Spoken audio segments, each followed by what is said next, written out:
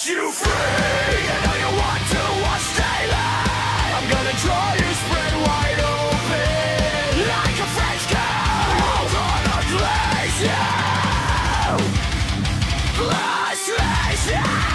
You know you want me to.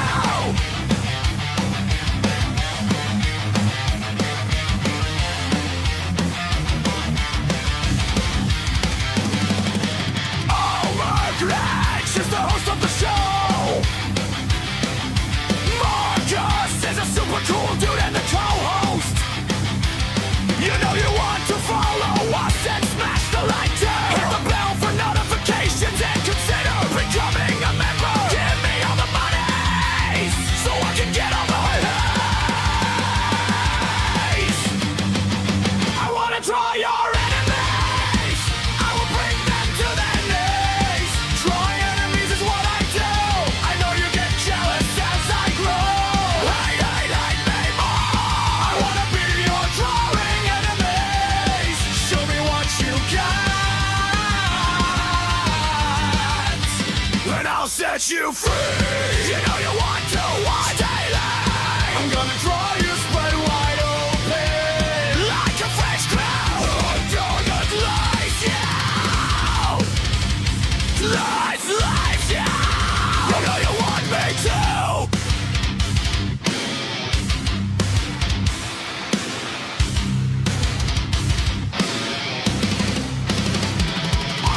My breath won't quit you unless you're a crazy psycho! Marcus hates going up the mountain. He's just not that kind of friend. You know you want to follow us and smash the like too. Hit the bell for notifications and consider becoming a member. Give us all the money so we can get all the honey. I wanna draw your enemies. I will bring them to their knees. Drawing enemies is what I do. I know you get jealous as I grow. Hate me more. I wanna be your drawing enemies.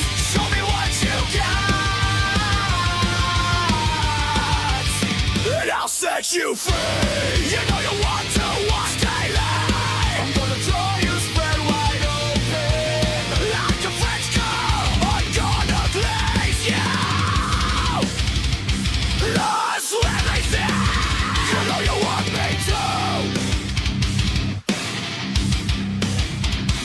Visit my website, killerpencilcomics.com, for everything. All my grass.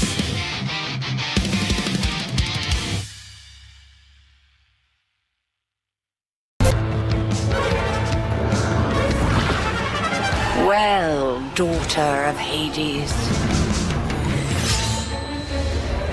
princess of the underworld, 'twould seem that you are finally prepared. But time itself is against us, and war has come to Mount Olympus. Shall you rush now to your family's defense?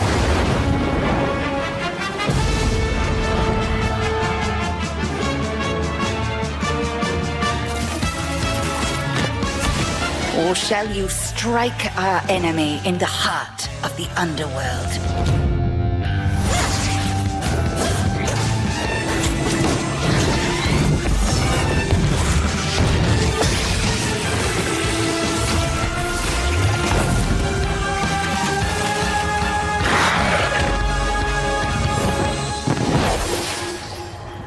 You know me, Headmistress. I'll do both.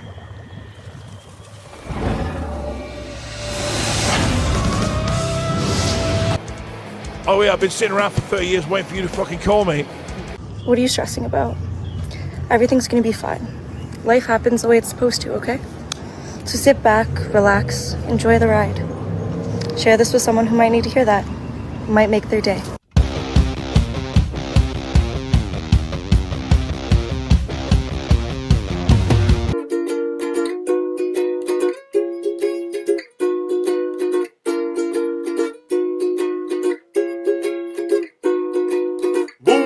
bitch, get out the way. Get out the way, bitch, get out the way. Move, bitch, get out the way. Get out the way, bitch, get out the way.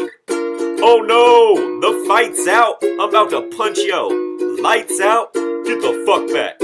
God, your grill. There's something wrong, we can't stay still. I've been drinking and busting too, and I've been thinking of busting you upside your motherfucking forehead. And if your friends jump in, oh girl, they'll be mo dead. Causing confusion, disturbing the peace. It's not an illusion, we run in the streets. So say bye-bye, all you groupies and gold diggers. Is there a bumper on your ass? No, nigga, I'm doing 100 on the highway. So if you do the speed limit, get the fuck out of my way.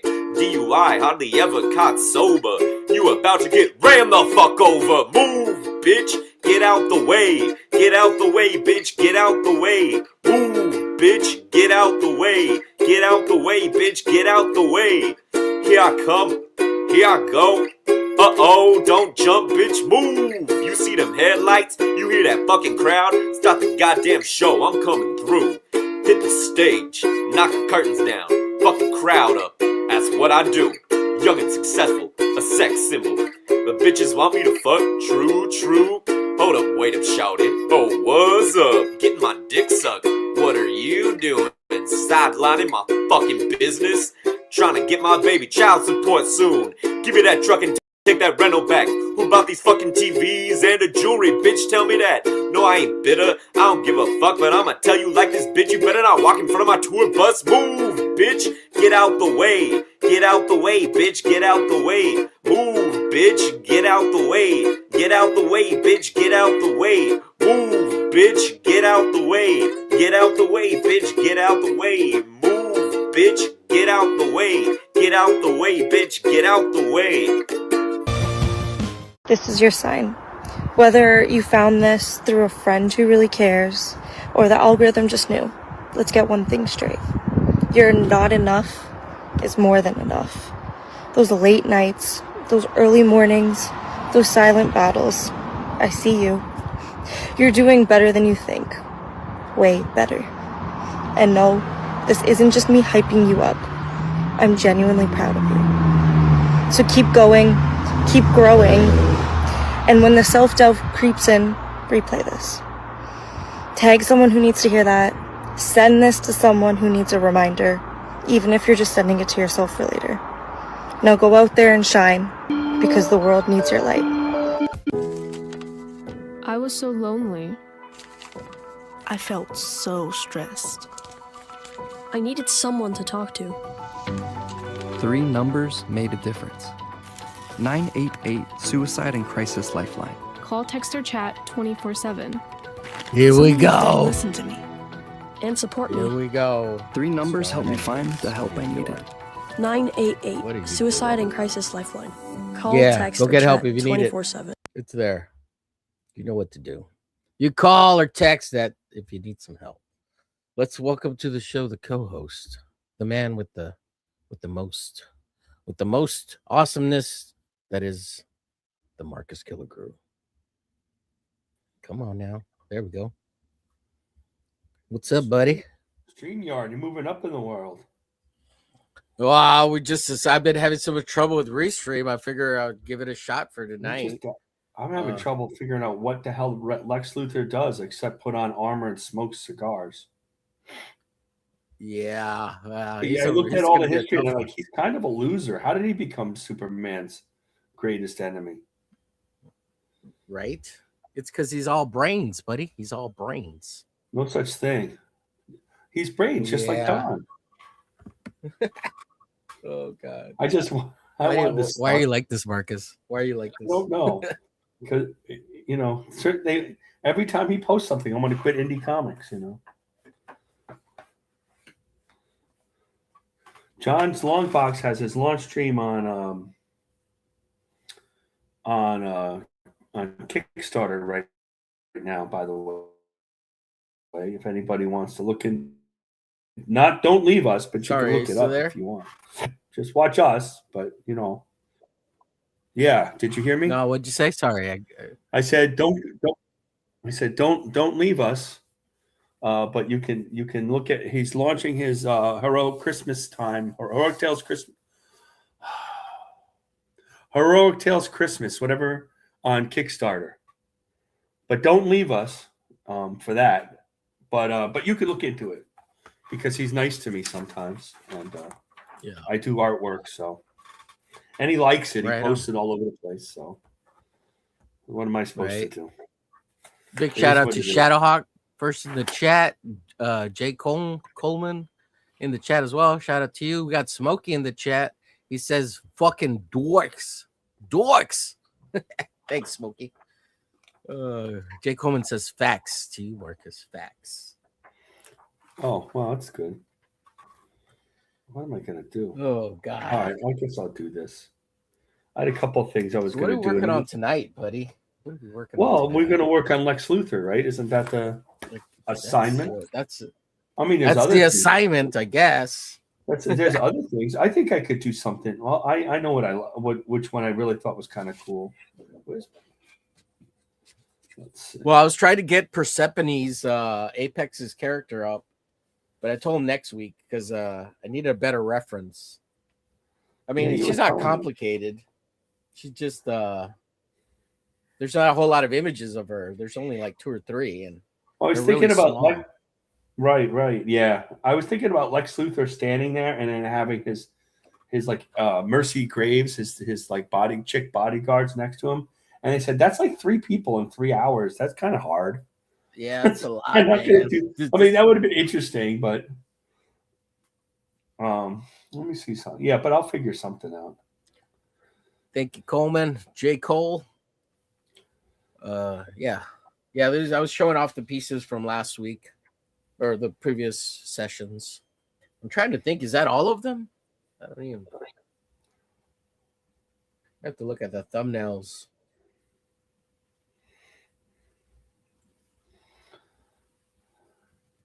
Yeah, Lex Luthor's not a loser, but he's not an action guy either. I guess sometimes they put him in armor, and he was an action guy in the 70s in that green and purple costume. Yeah. The only one I'm missing is for Longbox, I did those little pieces. I colored those up. I didn't draw a full 11 by 17. I don't know if he's going to use. I don't know if he's going to use them or not. He didn't say he was going to use my other one. Yeah. These are the other 2 that I colored up, which I don't even know if I scanned yet. I've got to send them to him. Who wants them? Whatever. I don't care. Yeah, we don't have a fancy guest. Who wants to come in and be our fancy guest, like Scribe Comics or something? Yeah, no, there's no official guests today. We'll probably still get more views though. Well, here's hoping, crossing our fingers and hoping. Let's see here. Yeah, right. Well, let's see. Is Trashcast on? It wasn't on last week, I think. Yeah, put some jammings on in the background. Yeah, I don't know if anybody's on right now. Yeah, I'm going to work on this Black Cat piece just a little bit. I mean, if we don't have to, I mean, I could draw Lex Luthor. I could continue what I was drawing today. Yeah, I'm going to draw Lex Luthor, but I think I'm going to draw him in the power suit because that's the only interesting look unless they draw him in a suit, you know? Oh, yeah, well, that's true. And that's not that exciting. I mean, that's the point in storytelling. It's fine, but for this type of thing, it's not so much fun, right? Right. So you've been quiet. What have you been doing? Well, I've been streaming lately, dude. I saw some of it, yeah. I've been streaming. I'm feeling a little burnout, but because I streamed a lot on, was it Wednesday or Tuesday? I streamed like 3 or 4 times. So I was pretty tired. And then I haven't been feeling great. Some weird, like a pinched nerve in my right under my rib cage or something. I don't know. It's been weird for the last day and a half or so. Well, I'm just getting old. I'm just getting old, and it sucks. I fucking hate it.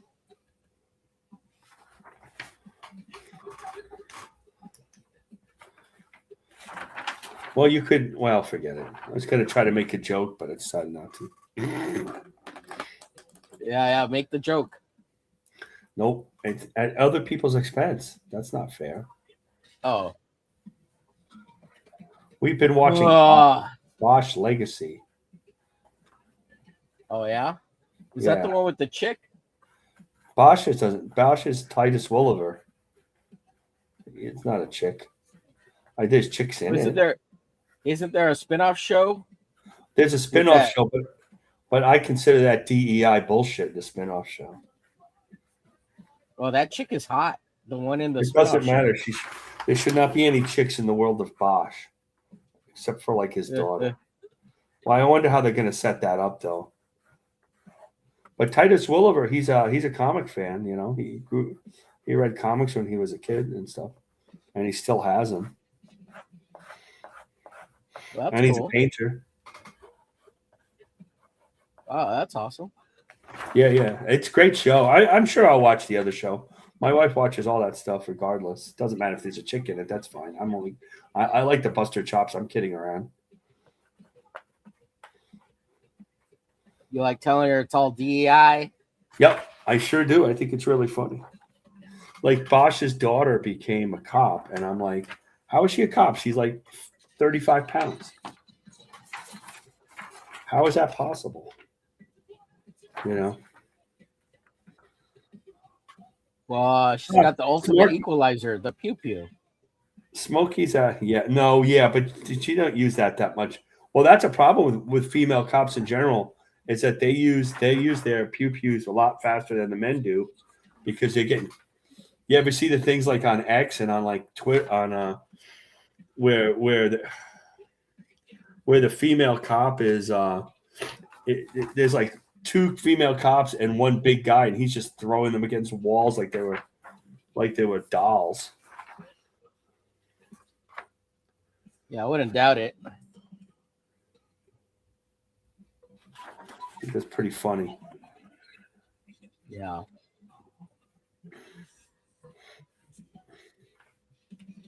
We don't have Smokey says, where's Cleveland today? He doesn't usually come on this show. Yeah, he's only on Wednesdays. He's afraid to be on more. He's one of those guys who's afraid to be on YouTube and stuff. Like statistical. I think he does stuff on Saturdays. He's not like the rest of us. Well, I'm married and I'm billion years and stuff. And so I don't always. We used to have stuff to do on Saturdays. We don't really have this anymore. I'm not dating anybody. I don't watch like a ton of movies and stuff. We watch these shows, and it's on at 9:00. Is that a good time? Well, sure. My wife is basically going to sleep, right about now. Yeah. So, so it doesn't, this is not bad. It isn't, I don't have that life I don't have that big social life like Don does, Why do you keep bringing up Don? I don't know. Because I'm still in this stupid chat and never.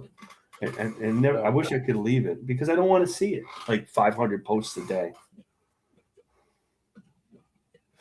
Because it's funny, that's why. And Arta Roy will get really mad. Yeah, it is pretty funny. I think it's funny.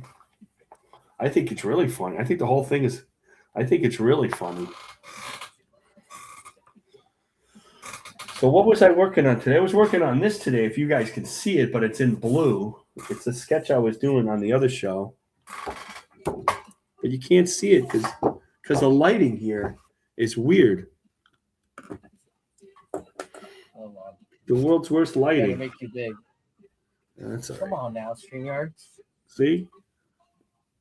Yeah, you can't see it. It doesn't matter. What is it? Hold on a second. This lighting in here.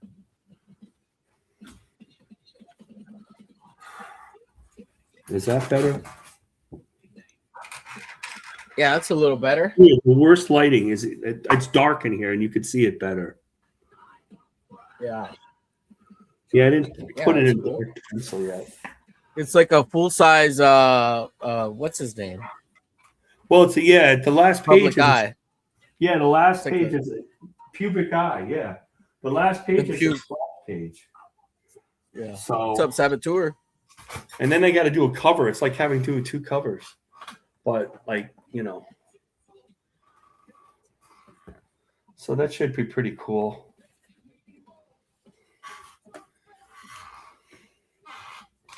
Why? Let's see. So that I have to, it's going pretty quick, although I got tired today, so. Yeah, I hear you, brah. I hear you. So what's the deal? Oh, I was thinking about this. What's the deal with Rex? Like, is he just not streaming? Is his computer that bad off? Dude, I don't know. I know that your persona non grata, but without the computer, you can't go and apologize. I mean, maybe you have his phone number, you could call him, but you couldn't call bust him. but But you can't bust him from the chat or something. Smokey says, tilt it down, Marcus. It focuses in better. Oh, I guess he's talking about the art. Yeah. Oh, okay. Next time I'll do that.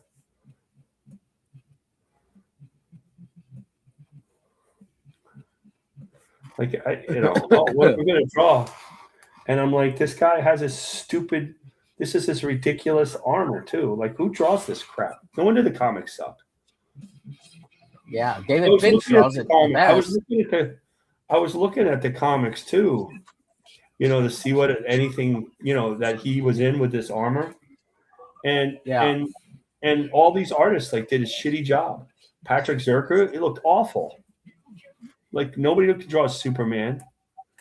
Steve Segovia, awful. R.T. Bear inked some of it. It was awful. It was a new 52.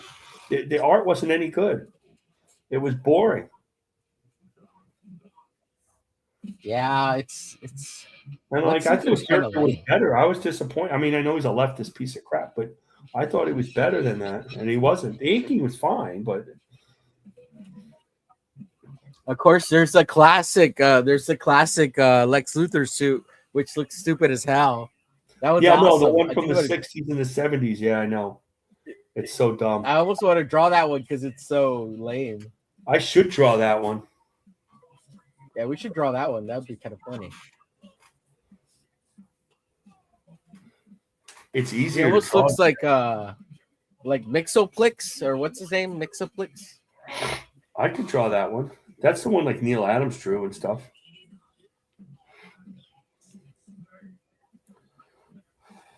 Yeah, the one on the thumbnail is the one that everybody uses because that's the only cool one because David Finch drew it. Like he's the only one that takes it I see this seriously. one. Yeah, I see this too, but I don't want to draw that. It's too complicated. It's a lot of shit to draw, right? This is why the comics can't come out. It takes too long. Takes too long to draw all this crap.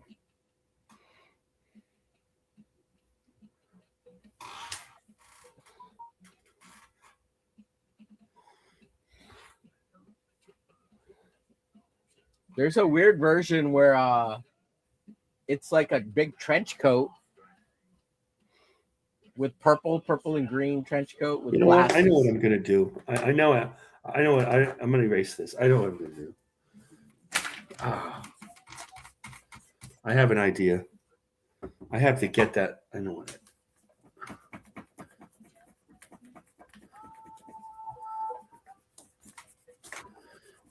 I like the new 52 armor because I like that big S on it, but that I guess once you get used to drawing, you know what it is though, is we're sitting here and we're drawing this by hand. All those guys, a lot of them are drawing it all digitally, so it's easier for them to do. It's all 3D assets and poser. They all cheated the whole time.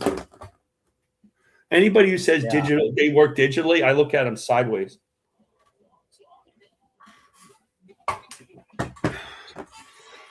But you just gave me a really good idea. I just got to find them, the costume.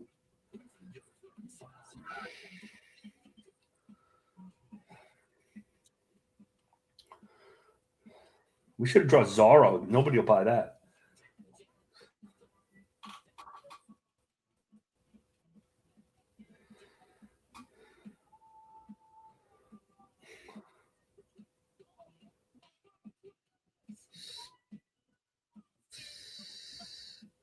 Yeah, I think I would draw the old shitty one.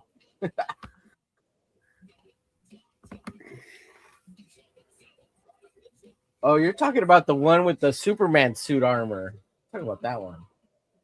Yeah, I liked that. I thought that was pretty cool. And I'm like, I can't draw this. Are you kidding me? You can't even find him. You can't even find good pictures of him in the old 70s. Oh, there it is. There it is. There's some really good Yeah, cosplays out there. Costumes.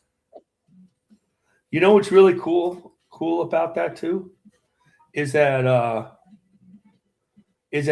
I was just watching, ironically, I was watching Justice League on Tubi. The first run, they had Lex Luthor. He thinks he's dying of cancer. And he gets into like this old, and they kind of made the old 70s thing a little cooler with the same colors.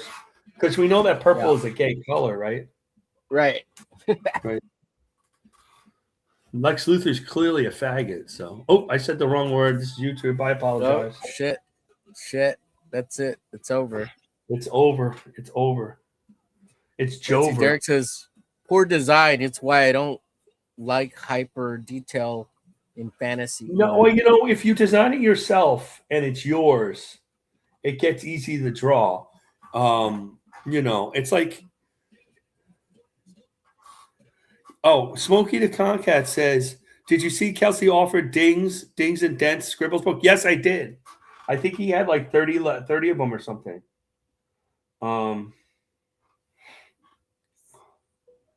Yeah, I did see that. Everybody should jump on that, right? Yeah. But it's like when Kelsey, that's a good example. When Kelsey said, somebody buy me one. Cyberfrog is hard to draw. And he's drawn Cyberfrog excellently the whole time.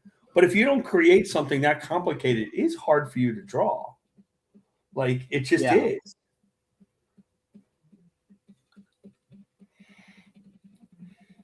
I agree with that. This is not an Ethan Van Sciver thing or anything like we go get into that controversy, but it's not an easy character to draw. I've tried it for stuff. Somebody asked me to try it, and it's a pain in the neck because there's so much going on. Can you do it? Sure you can. But to do it panel after panel, you have to create that yourself to be able to draw that. It's like drawing the new, I'll complain about this too. The new, it's like drawing the new, what kind of any new Iron Man armor is hard to draw. The old Iron Man armor, super old one, is really easy to draw. Yeah. Because you're so used to it. What the fuck, Ethan? Why do you have to make Cyberfrog so hard to draw? None of the kids can draw him. It's his character. He didn't really think about anybody else drawing him. Yeah. And a lot of people don't draw him anyway. Most people, not too many people draw him anyway. Okay, I'll finish this shit later. Let me work on this Lex Luthor. And we have a request. He says, show us the shitty Lex Luthor. Okay, let me bring it up. So we could, so you all could see this Lex Luthor.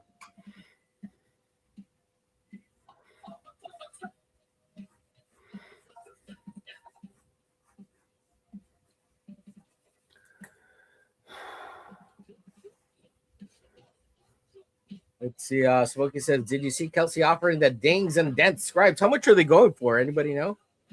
I think it's $19.99. Really? I think the book was $30. Oh, somebody get me one. DM me. I'll send you my address. Let's see. Our JR says, notice me, Ethan Senpai. Notice me, Daddy. Oh, shit. Thanks, JR. Let's see. Share. How do I share this? Share screen. Share tab. All right. So this is the shitty Lex Luthor right here. See that right there? That's what I'm gonna draw. This one right here.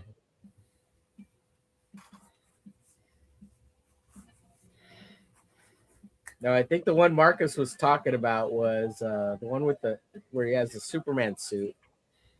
Let's see, where is it? This one right here. Right? Is this what you were talking about, Marcus? Where he has Superman? Yeah, that one. Yeah.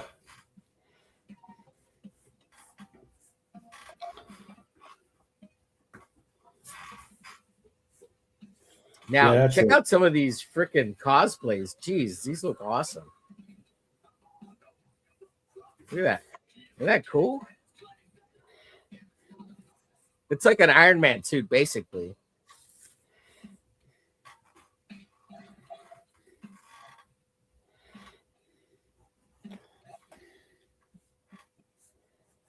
Yeah, this guy's the best right here. Check out that cosplay.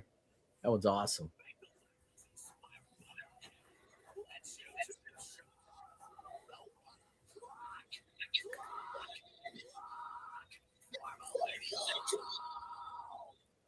Anyways.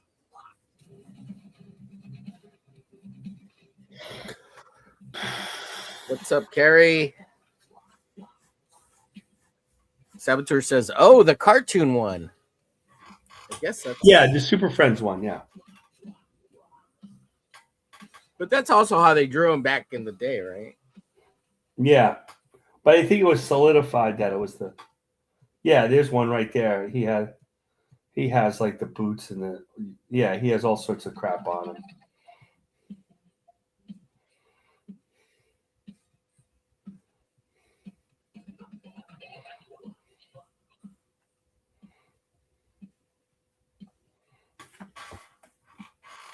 Let me see this one.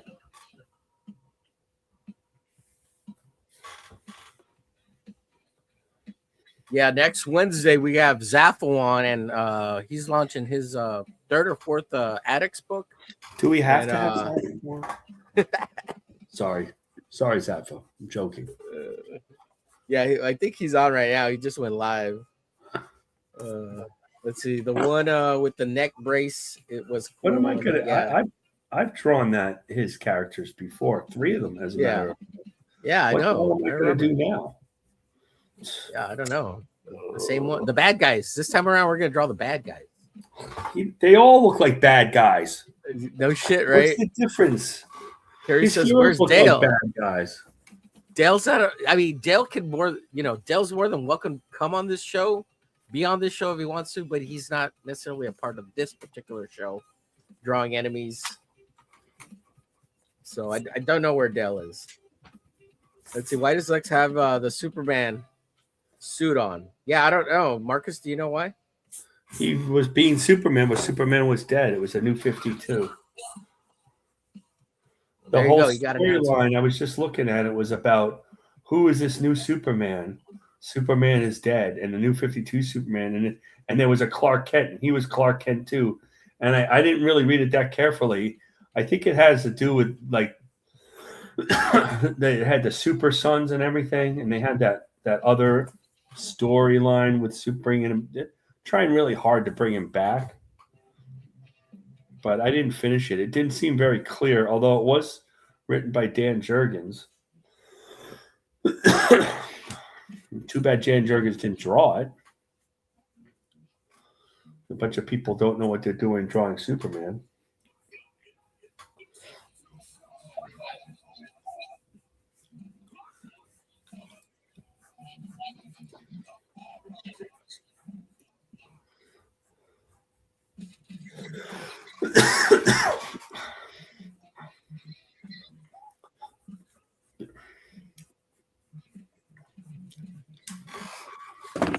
Let's see. What's up, Bancroft?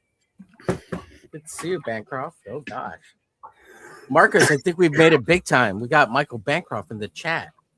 You figure he'd be hanging out with that other cool dude. What's up, Derek? Liam? No, our former co-host. Oh, him. / leader of the show, who can't do a show. Well, he's doing a show now. Oh, he keeps trying, keeps failing. That's funny. Oh, shit.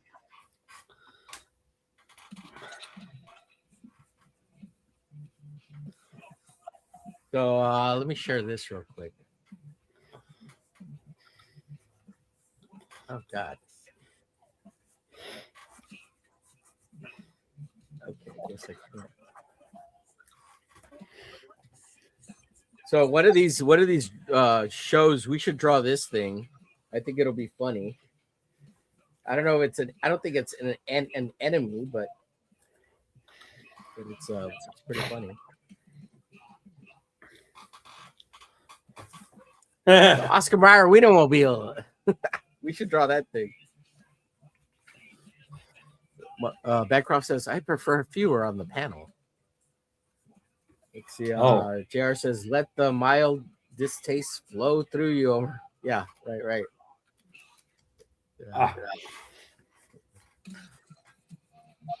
Well, everybody's welcome in here if they want to come in. I guess I'll say that. Oh yeah, too. absolutely. Can I say that, Omer?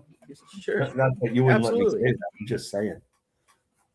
Look, we have Dale here in spirit, Marcus. I think he got really upset by that. I don't think so. I like how his drawing's backwards. The house is like facing us instead of him. That's funny. Carrie, you're hilarious.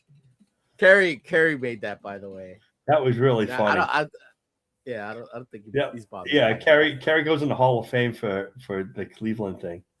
Yeah. That was really. Although I think we need the hair to be gray instead of black, and I think that'd be more Dale. But well, Dale doesn't really have any hair, right? Yeah, not really. And this is next week's character, Persephone's Apex, and Apex said he'd come hang out for a little bit. Oh, that's pretty cool. Yeah, it's a cool character, but I need to color it. So I told him I'd color it so I could put it on the thumbnail. She's simple to draw, but like I said, there's not a whole lot of images of her. But she's going to be in the first issue of How many pages of that does he have done? Or is that just a dumb question at this point? No, it's not a dumb question. It's done already. I think it's even colored too. So don't know what's holding him up on getting it out. I don't know. We can ask him next week. Oh, here's something to talk about, and you're well versed in this. Comics Wellspring went out of business. Oh, did they? What? Yes. They've given their business to another printer, but Comics Wellspring is out of business. And I think a lot of people started like, what the? And then somebody said to me, don't a lot of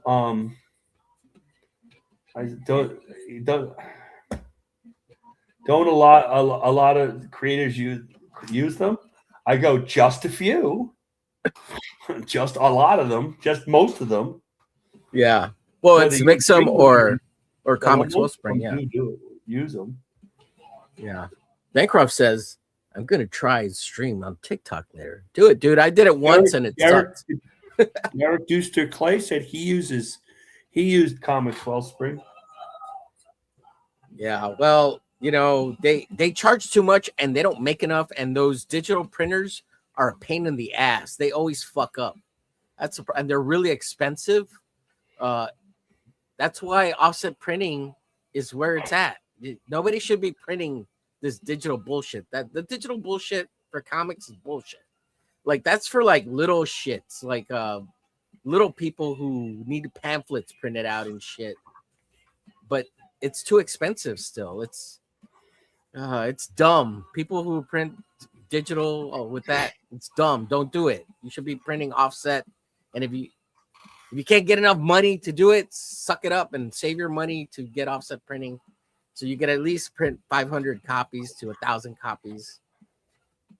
Because this BS of printing 100 to 200 copies is dumb. I mean, I know that John. I get it. John used Comics Wellspring. I think. Carrie, I'm going to use it as a thumbnail at some point. What? That he's never going to forgive you. Yeah, for the Dale art. Oh, he's I'm never gonna put out the forgiving hump day as a thumbnail. He's never forgiving you. Oh, you have to put out a He's- hump day. You have to put Yeah, it. then he'll never forgive me. He's never going to forgive you. We'll just won't say ever. Yeah, you're done. You're done with him. Yeah. You're him. Let's see. Gone. Him. It's you. It's you. It's not anybody else. Yeah, it's me, right? It's me. I'm the asshole. I know. Rex. Everybody loves Rex. Yeah. I think. Well, everybody loves him even more now that he's gone. Yeah, right. Derek says they did great for us, but the pages were oversaturated with the color. Yeah, it's because it's digital printing, man. Digital printing sucks. Like it's dumb. What do the big guys use? They use offset more than digital, right? The bigger guys. Absolutely. Like, They only gods do and like all that. emergency digital printing, small batches of like 100 copies for like really limited stuff. But even then, they're so big. Like the big printers will do whatever the fuck they want. Well, that's still not that many copies of stuff comparatively. Yeah. It's JR says, I wouldn't use them because they all have BLM and woke stuff on their site. Well, they are pretty wokey. You could go to China and do it really cheap. Yeah. Or Ukraine or what's out there? Eastern Europe. I keep wanting to say not Transylvania, but Latveria, obviously. Yeah, Latveria, yeah. Let's see.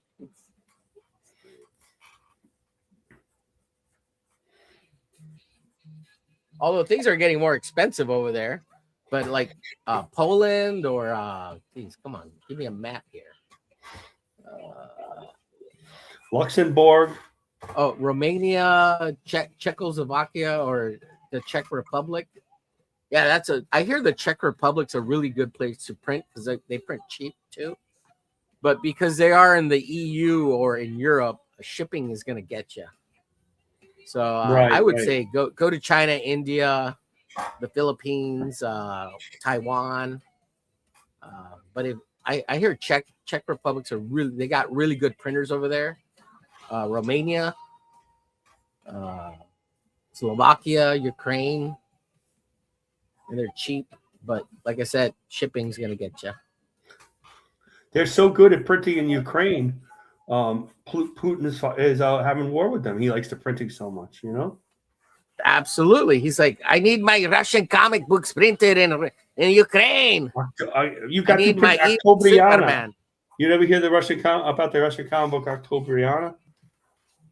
No, tell me more. So that's a legendary comic from the early 70s, supposedly printed. It's with this big-breasted, like punk-looking superheroine, and it's and it was printed supposedly in 1972. And she's been in some comics like DC Comics, Marvel Comics. Jim Rugg did one thing for her, and it's just a legendary, like the resistance against the communists printed that comic, which isn't really true, but it's like people have whole books on it. What's the name of the character? Octobriana. Octobriana. Yeah.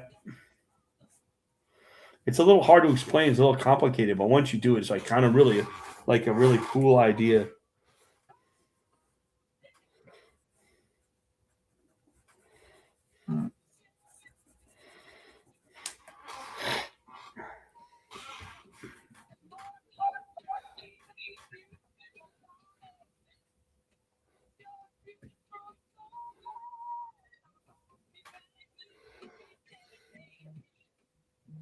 And now that this was in Russia, they actually made it. It was. I don't know. The comic's been made, but I don't know if it's really done by the Resistance.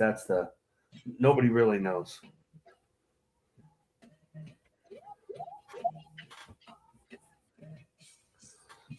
Well, this looks really cool. Let's see. Yeah. Let me share this. Share it out.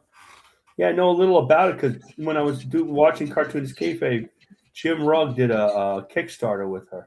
And so they went over the whole thing. That's like Outlaw Comics, you know, their thing with Outlaw Comics is Outlaw Comics.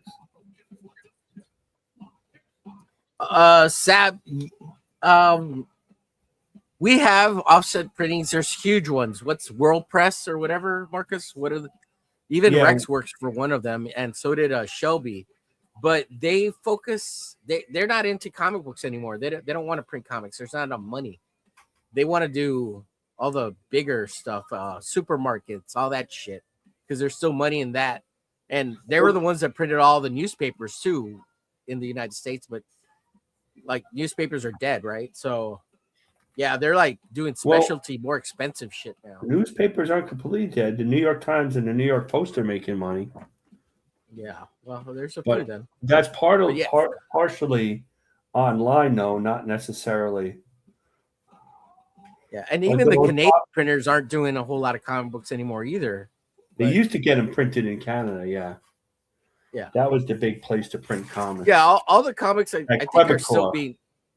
Yeah, Quebecor. I think doesn't DC still print in the US? DC and Marvel still print in the US. They used to print in Quebecor and Sparta. Sparta was the place they printed in. Sparta, Illinois. Yeah, they probably still. Let's see, Kerry says, I think if Rex comes back, he needs to come with a comic ready to fulfill. Launched 2 years ago. Now he's disappeared. Oh, God, Kerry. Is he 2 years? Is it 2 years for him, really? Yeah, I think it's going a little bit over, actually. It's getting to 2 years. I know that's what you were that's what you were busting his chops about. Yeah. Yeah, he was like, oh, no, it's under 2 years. It's like 7 months. But we're July now, so add 2 months to that. So he's at 9 months. He's gonna get there. Let's see. I'd rather give the Chinese my money, says JR. Who's his main artist? Is what's his face really his main artist? Yeah, it was Dillard, but I think he's switching over to James Ryan to finish off the last couple of pages. And I think Tank's doing some stuff for him too to try to finish it off. I think Tank's going to put it together. Here's another question. Where the hell is Tank? MIA, bro. MIA. These guys just go. Maybe he's doing too much stuff. They never come back. JR says, I had stickers made and I got a company in Sweden to do them, and they were cheaper than Vistaprint and Sticker Mule. Absolutely. It's like so the United States creates this world globalization bullshit, right? So we should use it to our advantage to exploit price points, not the people. However, whatever happens over there, but we did it to exploit price, right? So if it bothers you that they exploit their people, then don't go over there. Find someone you like that treats their people well, or whatever the fuck you need to know so you're happy. But that's what globalization is, right? And if you're not going to use it, well, then you're going to pay out of a lot of money and you're going to be retarded. So be retarded, whatever. Let's see. Derek said, my last color is from Ukraine. Haven't heard from him since the war began. Oh God, sorry to hear that, bro. Bancroft says, I printed locally. Internationally will cost you in shipping, duties, dings, and dents. And I print digitally. I need a magnifying glass to tell the difference with offset. Yeah, the difference doesn't matter. That's not the problem. Like, it doesn't. Who cares? Like, it's good quality. I'm not saying it's not. It's the price. The price is all I care about. And I imagine Australia is just as expensive as the U.S., if not more. So, yeah. Unless you got a friend hookup like down the street that has a printing company, like you're never gonna fucking beat these other poor places. Like even with the shipping, you just have to know where to look. Right, Saboteur? You got questions? Just ask Sab. He'll help you out. Let's see. Derek says, I haven't had an experience to know about digital versus offset. I'm going black and white on my next book anyways. Yeah, well, you want really cheap comics? Do it black and white. Get it printed overseas. And you'll be shocked how much you're going to pay, bro. You're going to be shocked. Pennies. You're going to pay pennies for what you're going to pay if you get it printed here. Pennies, bro. That's yeah, they do the mail order news coupon shit. Yeah, exactly. Let's see. Jared says I would have a double check, but I think I would have to double check, but I think shipping was free for sub $10 or for 50 stickers. Carrie says he launched 2 years ago. Carrie's really bad about it. Oh, sorry, Carrie. I don't know what to tell you, man. He's probably dead, Derek. Oh, geez, JR. I didn't want to say that. Oh, God. Oh, God. Hopefully they find him under the rubble. Oh, geez. They probably put him on the front lines, Derek. He's gone, bro. Kiss that coloring goodbye. Let's see. I think I like to think he's probably got displaced. At least that's my hope.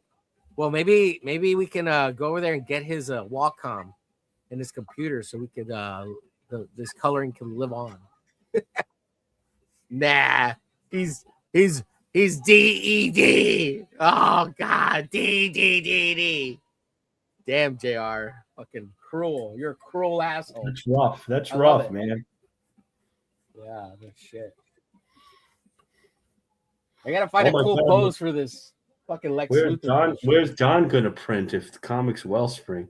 Oh, he was gonna look digitally. All seriousness, I think he was gonna look locally anyway. I don't think he was gonna use comics Wellspring. Yeah, well, I mean, he's retarded, so whatever. I mean, he does have a head wound, you know. Well, he said he did. We didn't say he did. Yeah, he said it, not me. Yeah, that's true. He did say it. That's true. He said it multiple times too. And he said it to regular people too. Yeah, he blasted it all over X and Facebook and shit. I do have a head wound. Why would you say that? Why would you say that? Because he's a dickbag. You know, just because you can share your whole fucking life on the internet doesn't mean you should. No, I have a big. I don't. Yeah, he said. You don't hear me talking about my crack addiction, do you, Marcus? Oh God, I love crack. Well, no, I just figured you the crack addiction because that's why Will was on. Yeah, he was teaching me how to smoke crack. I thought that Will was supplying you your crack. Yeah, I totally know how to smoke crack. Yeah. Oh, shit. That's definitely true. Oh, the Art of Times that Max EM Sab says. And then the Art of and Times of J. Ryan, a single tear. Maxim? You talking about the magazine, Maxim? I remember that magazine. Damn, Derek says, oh, that's terrible. He was really good. Yeah, if he was good, you should have had him shipped to the U.S. Should have brought him over on some kind of what is it called when you should have put him on a work. No, you know what would have happened? You know, the poor guy would have happened in workouts. He would have had a failed work visa and been thrown out by ICE anyway. So what's the difference? Well, Derek should have had him as an illegal in his basement, working for him, coloring his fucking comic and shit. And you just pay him in room and board, you know, and say, get back in the basement. No, that you know what? Use Americans, damn it. That's all. He probably would have loved it too, bro. Like, I'm in America. This is great. You have cable. Yeah, yeah.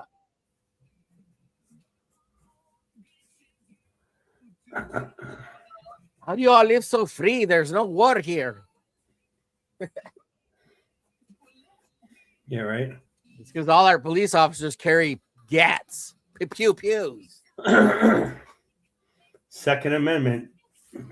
Yeah, and the people. Yeah, and the people.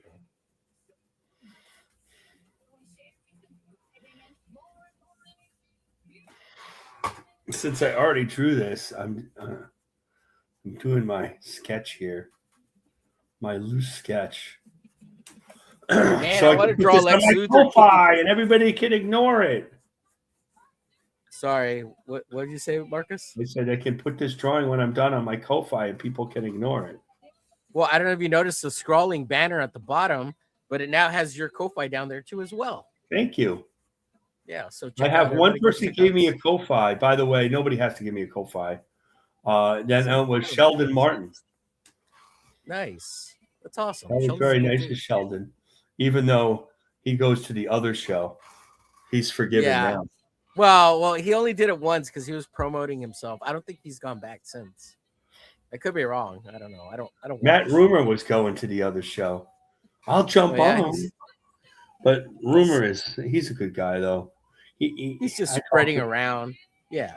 Yeah, and I think he thinks he's like you show that end yourself hot that end yourself hotline. Rumor thinks is doing his God's work. Yeah. He's Ferret really says Omer thinks crack addiction is when you shove your face between boobs. Oh God, yes, that's heaven. That's heaven, Carrie. Let's see. Derek says, I would if I could, maybe like Rick James, slave in the basement. Yes, sir. Yes, exactly. Good colors are hard to find. Learn how to color yourself, which you do, right, Bancroft? Just do it yourself. On the front line. But Yeah. that doesn't mean you're good at it, though. Yeah, well, you could do just old classic coloring, two-toning, and that looks fine. Everybody's trying to do this hyper-realism bullshit all the time. Bancroft says, on the front lines, he probably got killed by a drone. Holy shit. I added the killed by a drone part. JR says, yeah, it's why I learned how to color my own shits. Good for you, JR. Yes. Well, that's why I do my own. Yes, sir. Yes, sir. Let's see. My first colorist died at 32 years old of my God, heart attack during COVID. Damn it, dude. Well, that tells you something. Don't color for Derek ever. He's got two. He's got two down. Fuck. Saboteur says, how do you all feel about Meta discontinuing their new Instagram image feature? Well, I think it sucks because I wanted to use all those e-thoughts and make them do funny, disgusting things for myself. Just kidding. I don't got time for any of that bullshit. It's stupid. Fuck it. Fuck Meta. Fuck Facebook. Fuck Instagram.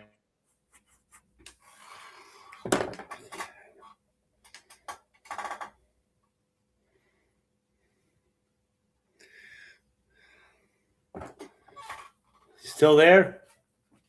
Uh-oh. We might have lost Omer, which happens like 5 times a show, so no worries. Well, I'm used to it, but there's nobody else to talk to. So what else is going on here? It was Michael Bank goes, what happened? Are you guys all enemies now? Well, not completely. Not completely. It creative differences, I would call it. DM me, I'll tell you sometime. We've been talking too much about it anyway. See, now Omer's gone. So now I'm really big. So what am I doing? I'm doing a loose drawing. I'll turn this off because it's easy to see. A loose drawing of the lame 70s thing, but I gave him a cape because I was always drawing a cape. So I kept on drawing a cape, And I have to pet the cat. Sorry, I totally got disconnected. I see that. Yeah, that looked awesome, by the way. That looked cool. So I was drawing a cape because I was going to draw the other thing, and then I said, you know what? I'm just gonna put a cape on the old 70s costume.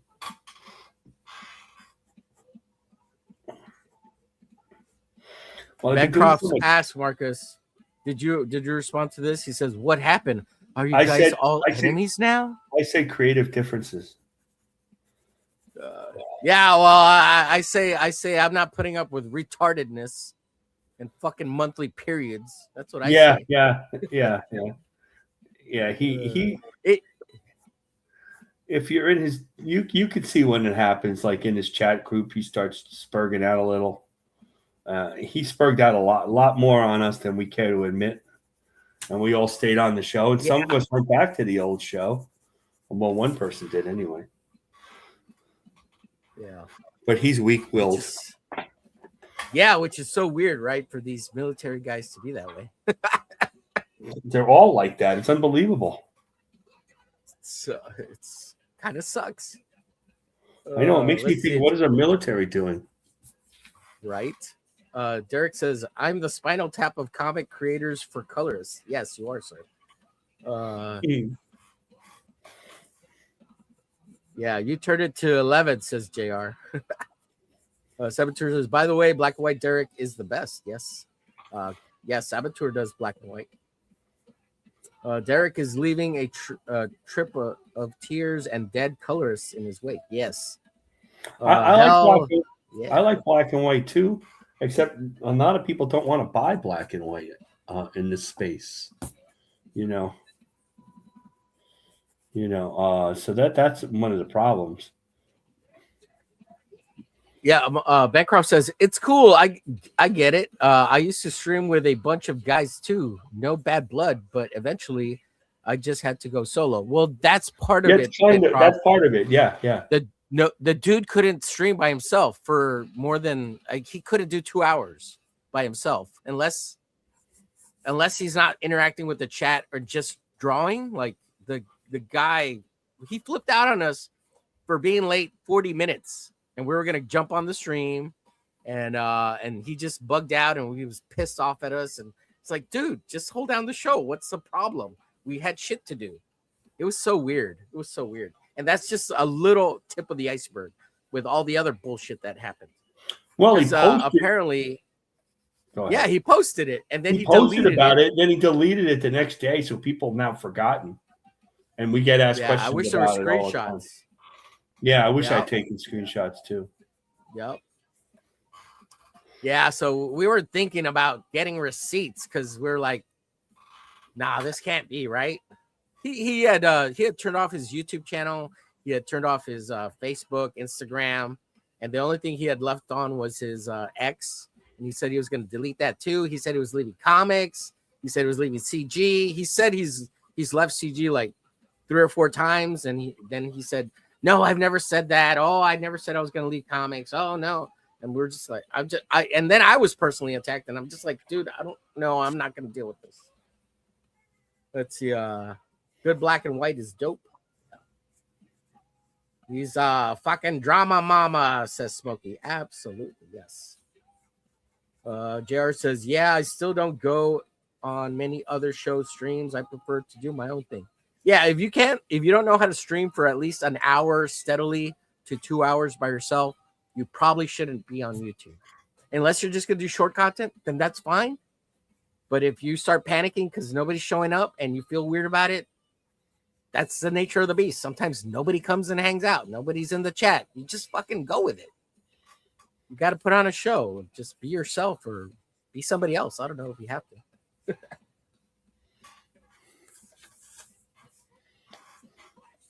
What's up, Shadowhawk? Shadowhawk says, black and white art is my preference, but I'm old and old school. I hear you, buddy.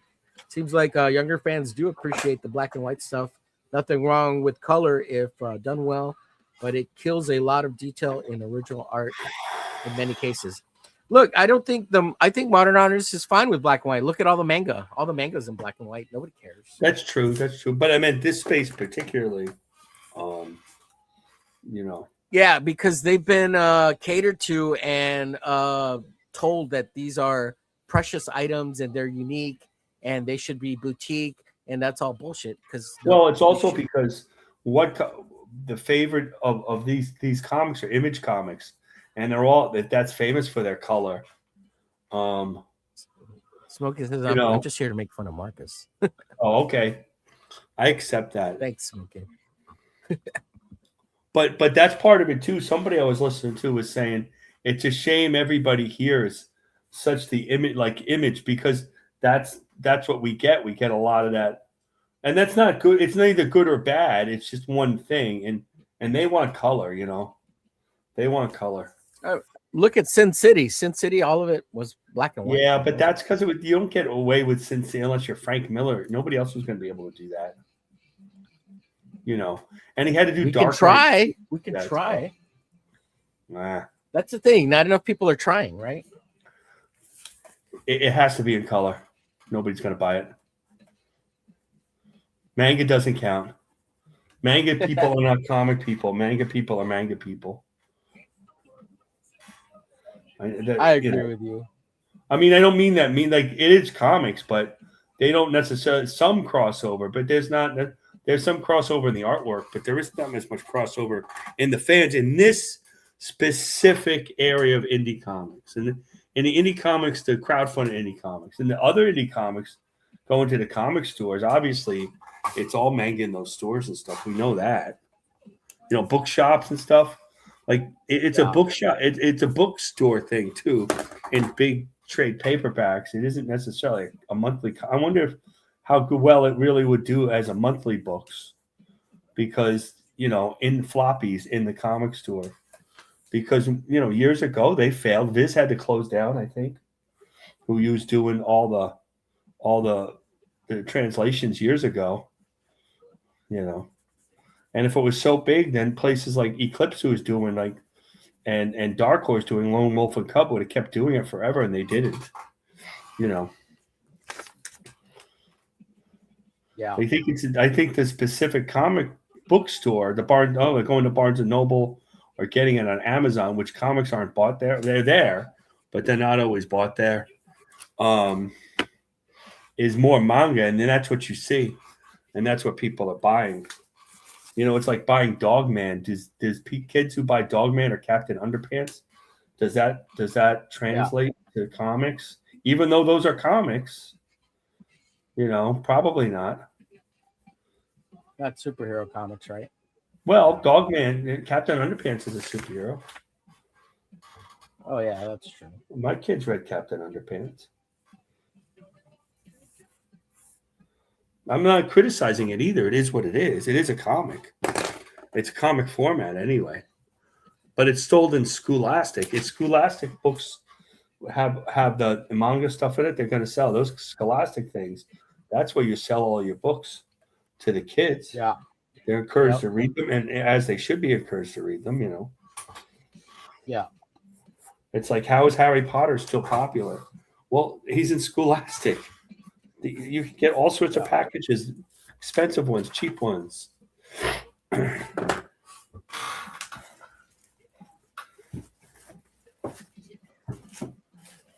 know. So, you know, you look at a specific crowdfunder, you know, that's a whole other thing. The crowdfunder that's not on Kickstarter, you know, that's now really doesn't even have a place to go. You could go to Indiegogo, and that's terrible. You go to Fund My Comic. You have Fund My Comic to go to. That's it, though.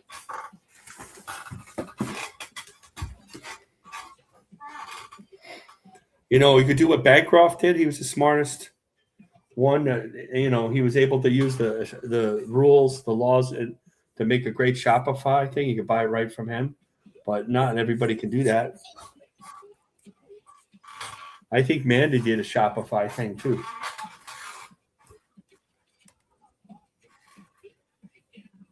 Yeah, that's pretty cool. I just think it's pretty expensive. Well, I think it's cheaper. I think I remember, and maybe Michael would say it, but I remember somebody saying that the laws regarding Shopify in Australia are different than the ones here, and it's a little easier. Yeah, that's right. To make the site and make money on it. Not that he still has a job. You know, he's not retiring yet. Maybe if he did Dino King, you know. Or better yet, Boy Island. Go to Boy Island. I could listen. I can't do. I won't even say the words Boy Island. Jesus Christ, that sounds bad. Boy Island. Yeah. Hey, Jesus, Boy Island. I can't. You know, if I said what I thought about that, I think that YouTube would shut us down. Yeah, I'm sure. Graham Nolan got I can't shut even down. imagine what you want to say about it. Graham Nolan got shut down. Oh, yeah, I heard for a week. Yep. And I thought it was because on the stream, it was because they showed Boris Vallejo paintings that, you know, they were like racy, but that's not it. Nope. He said it was Billy's video of him him shooting guns with his kids on 4th of July. Oh yeah, you can't do that on lives. You can't show pew pews. That's ridiculous, by the way. You two ought to grow up and become a mature thing. You got to be kidding me. It's kind of weird. They don't like any. I mean, if you're doing stunt, I mean, Especially they're not doing anything. They're not. It wasn't a violent thing. They were pew pewing at targets. See, I tried to be. Yeah. So They don't like any of that stuff live because they're afraid of the self deletion thing. They're afraid of that. Yeah, they know better, but I guess they would know better than I do about it. That's self-deletion is pretty serious. You know how I feel about that. Yeah. That's not a joke. And we've been around people who do that. It's not in this space. It's not a joke. Yeah.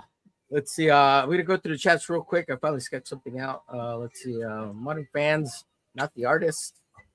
Mike Bancroft says, just say, you know what I'm saying every 30 seconds. That'll fill a lot of time. Yes, Jay Ryan often says that, and I criticize those things because it's annoying.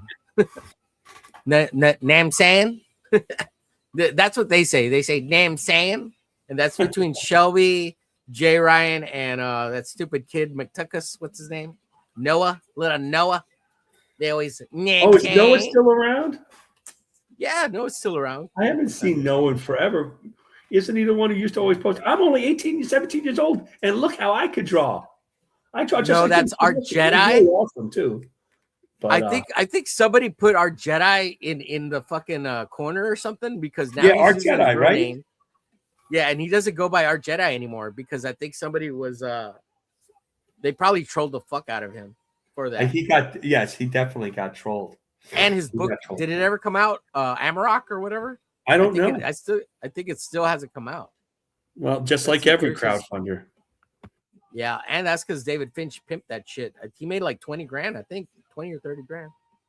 He did. Terry says maybe I should do the same Smokey because Cleveland isn't here for me to play with. Let's see. Derek says I tend to ramble by myself. It's not a problem for me. Right. Yeah. You just pick a topic, start yapping about it. It could be the stupidest thing too. Doesn't matter. Wasn't OG Hellboy black and white? Yes. No. It wasn't. I thought it was black and white. The original, like when it was in the 8-page series of Dark Horse Presents. Was it black and white there? I think it was in color, but I'm not. Maybe I'm wrong.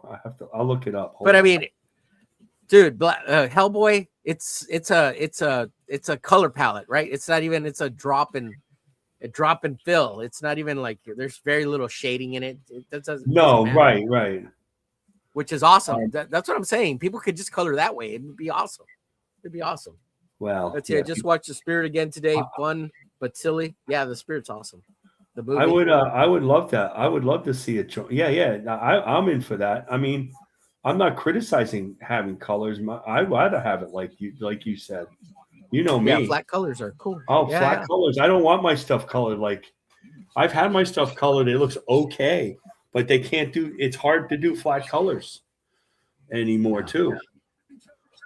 Shadows says I didn't realize Frank Miller directed that one. Yeah, he did.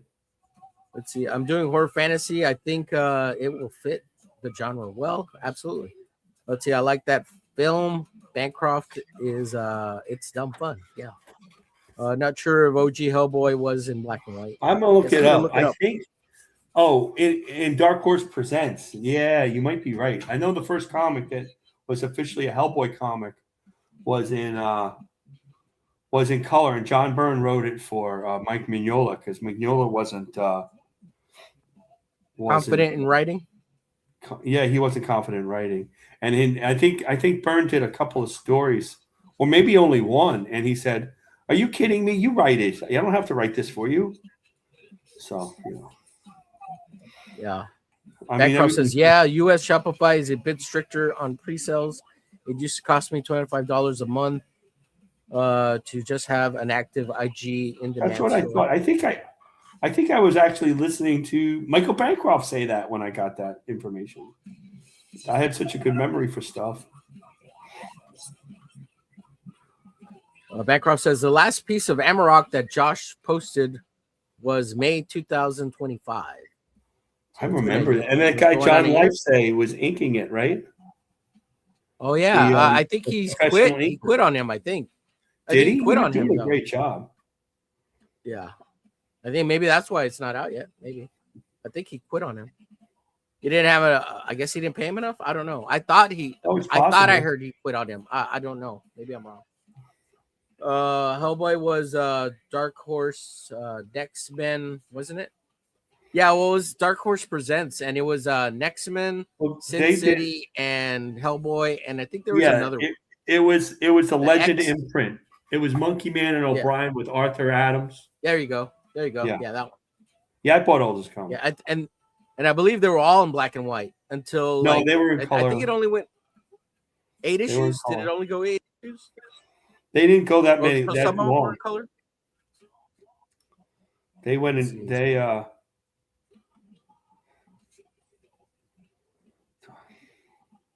No, there it is. They were all in color. Those comics were all in color. Yeah. Whether they were in color and nothing confirmed yet. Carrie says, Omer, are you having Justin Belmont on again? I'd love to have him on again at any time. I'll reach out to him because he relaunched on Fund My Comic. Marcus, I don't know if you heard, but his Indiegogo didn't make. I saw that. Yeah. Second chance. Well, you know what it is. It didn't make it, but it's a second chance, right? Yeah. Smokey says Josh did some pencils for black and white. Yeah, that's what I. Yeah, that's right. He did. Yeah. Oh, I thought he did. I didn't think he did. I thought he did pencils for Fraga. Yeah, that's what he means, black and white. But yeah, white is, he did that weird little character, the blue with the red hair guy.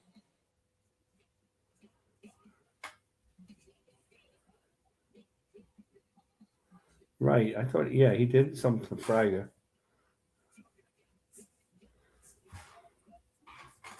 And no comment. I'm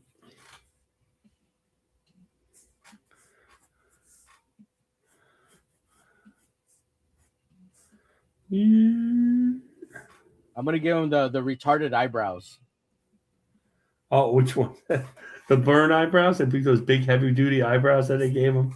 He based that on Trump, And I remember him saying that. Yeah, he based that Lex Luthor, that evil Lex Luthor businessman on Trump. And he just got some crap because he said that. Although I would not call John Byrne a lefty. I don't think he's a Trump fan.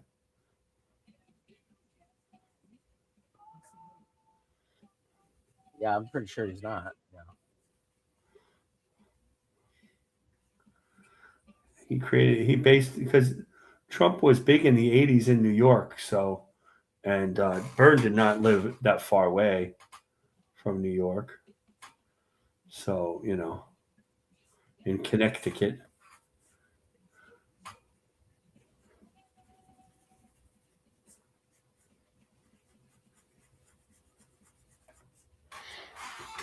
Black fag, right?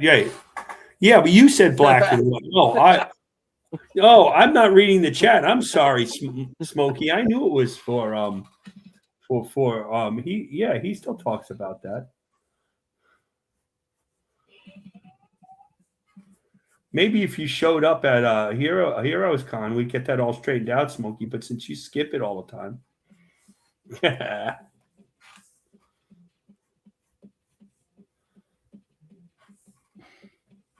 See how mad Smokey can get at me.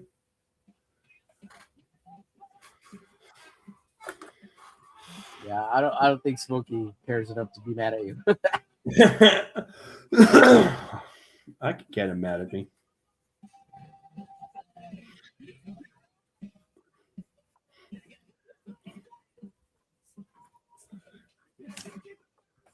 So almost done with this Public Eye story. I have this last page and I have the cover, and then he's going to have another story because that guy's got lots of stories. God bless him.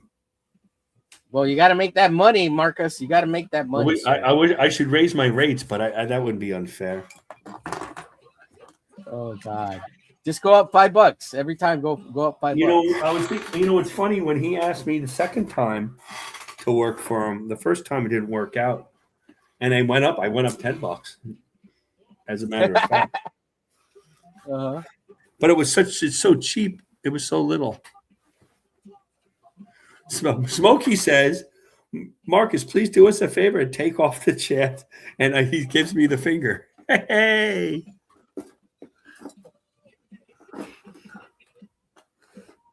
Let's see. Oh, wow. It is the finger. I'm coming down. I didn't know they had the finger there. I'm coming down to South Carolina next week. I'm coming down to Charleston, Smokey.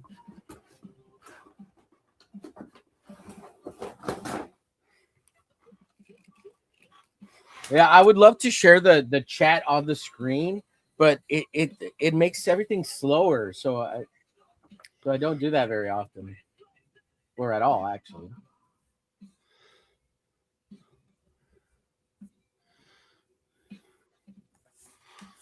So anyway,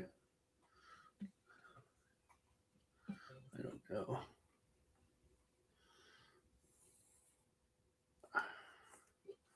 We should get you to the Fans Fest, and we should do a show. I'm not going either, but right now I don't know.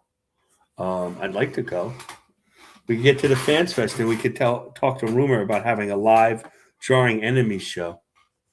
Oh, that would be awesome. I'd love to. And then it's funny. I tell people, what is it? How'd you come? I go, well, I came up with the name drawing enemies, and Omer thinks means we draw villains, and my feeling is no, we're trying to destroy our online enemies.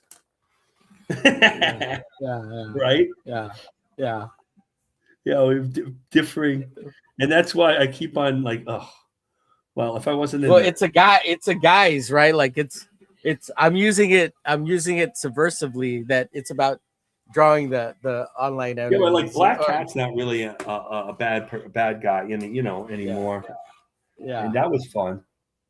This is fun. It's always fun. Yeah.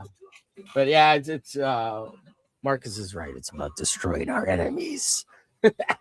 Well, remember, it was the ironic name I came up with when you first starting your Drawing Friends show. Yeah. And that was the joke. The joke was, we're going to do a show called Drawing Enemies. I don't think anybody got the joke except for you, because we stream with stupid people. But yeah, then somebody else claimed that they came up with it. I'm like, dude, Marcus talked about that shit months ago.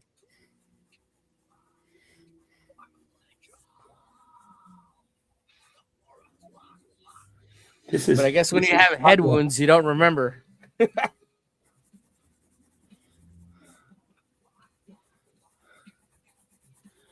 Yeah, well, I guess I feel bad. Not really.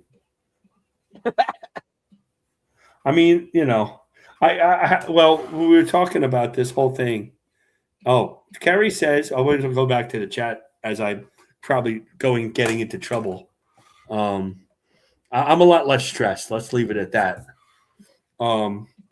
He said, Smokey, tell us what Marcus did for you not to go. Did he deafen you with Omer impressions one too many times? I don't think I ever did an Omer impression. Smokey's the best. Smokey's correct. Smokey's been to so many heroes. Going back into the 80s, probably. What's up, cousin? Any allies? Yeah, Marcus. Yeah, you guys in the chat. Yeah, the chat. You guys are our allies. Yeah, absolutely. Oh, yeah, there's other allies too that show up on streams and stuff. Yeah, they're allies. Yeah. And there's no real beef, guys. Like, I don't actually care, Nothing that has been done can't be fixed. Yeah, that's absolutely. the thing, and it's just like it's just like everything else that's drama, except for a couple of people. A lot of that stuff all can be fixed. It all can be talked out. It all could be apologized, depending on who's giving the apology. It all could be fixed. It just doesn't decide not to. That's right now. That's all. It's nobody's. Some of it is you just got to stay away from crazy, like that crazy bitch. Everybody wants to date a crazy chick at one point. And you date her for a little bit, and then you realize, oh, she's crazy. Well, this is the internet. Everybody is crazy. I mean, that's another problem, right? Yeah. There's that too. Yeah.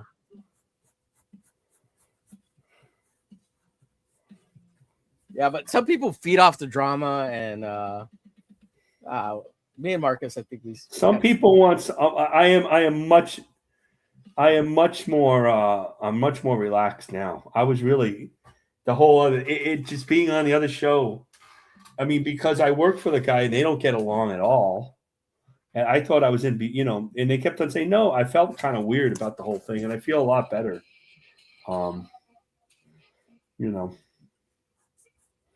Yeah.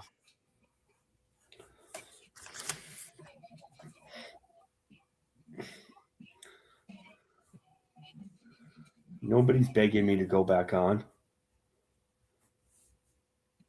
Yeah. Dude, that's all. I'm not saying it would have taken begging or anything like that. Just a simple like, oh, sorry guys, I flipped out on you guys or whatever. We're gonna go back to the show. Instead, it was all glazed over, like nothing happened, and then all of a sudden we don't show up, and we get. I got retaliated against with a fucking email of hate and profanity, or text or whatever, and DM. Like literally on my phone, text and a DM. And I'm just like, dude, what the fuck did I do to you? I didn't do anything to you. And I never said anything bad towards him, like vulgar or anything. I was very professional and polite because I'm trying not to add to anything, I don't want to add to anything. I may have used one or two bad words, but not related to him specifically. Like maybe saying that's fucked up, like you did something fucked up. But, I don't know. It doesn't matter. No, it doesn't matter. Just give it time. It'll pass. We're gonna have a new show. Maybe I'll have Smokey come in, and we're gonna call it Omer Cast. Yeah. You're gonna talk trash about Omer? No, you're gonna be in that show. It's your show. You're gonna sit there and talk trash and news about all the people that screw you. Oh gosh. Oh, okay. It's them. It's not me. It's them. That's exactly right. Rex and whatever. We're gonna get you and Rex back together. I think Rex is fine. Well, honestly, I think with Rex, I think a lot of it has to do with his dog. He really. I didn't realize that. Yeah, his dog passed away. He loved that dog. Yeah, there's a lot there with his dog, man. We need to get Elsie on here. Elsie, he's. I don't know if I should say it. His wife is having some medical issues. Oh, I'm sorry. Yeah. No, I was thinking we could exploit Elsie and draw like war themed things and make him buy stuff. Oh yeah, being selfish, we should do that for sure. We should do that for sure. I was going to get those war pages. I sold artwork, but I've never really sold comic pages. And I was going to try to sell him those. Yeah, if he wanted those war pages, I did draw that war character. That's a character I wouldn't mind drawing again. Yeah, that sounds like fun, dude. That was good. I like Johnny Impossible too. I'd like to redraw that. There's some of those pages I don't like, but it's sloppy. But that was pretty good too. I'm the king of getting stuff now. Actually, the war superhero comic was published. The Johnny Impossible stuff was not published.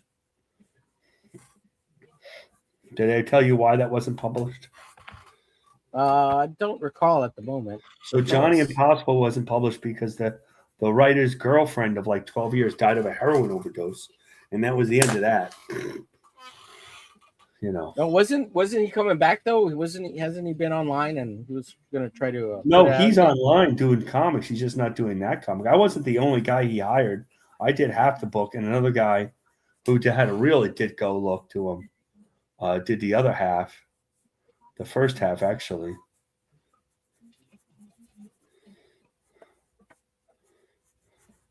He's Canadian. They're weird. Yeah, JR, you're weird. Oh, is JR Canadian too? Well, Yes. Canadians usually know they're weird. Yeah.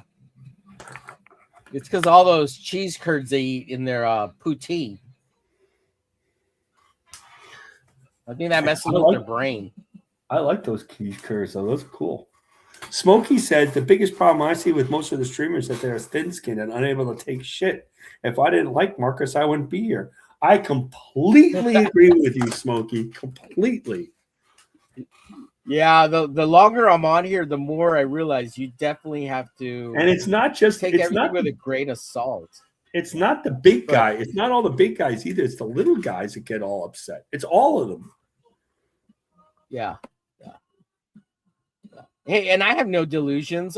We're small here. Like it's not. I can't even imagine what it's like to be a big channel. I mean, I'm barely trying to get to 1K. You know. Like. Well, you have more than 378 anyway. We could. Well, you got to be nice to people. You know, a little bit. You got to be a little bit nice. Well, one thing, and I'm not going to say who this is, by the way, but I was at Heroes Con and we're talking about some of the people work with and stream with, and there's one guy people talked about, and I was really surprised. And his reputation was as they didn't think he was a nice guy. It's not Don, and I'm not going to say who. and I was shocked. I didn't think anybody noticed, but people do notice. They notice that even if they agree with you, if you're not like nice about it. People notice. It's really weird. Yeah, people notice.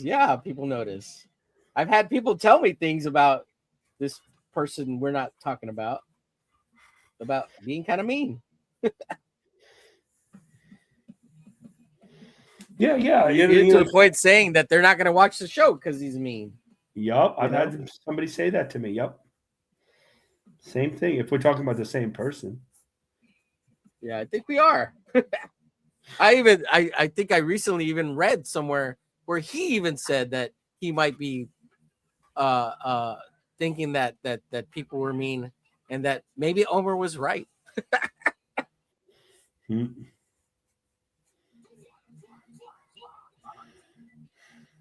Oh no, I can't. I'll tell you later. I'll DM you.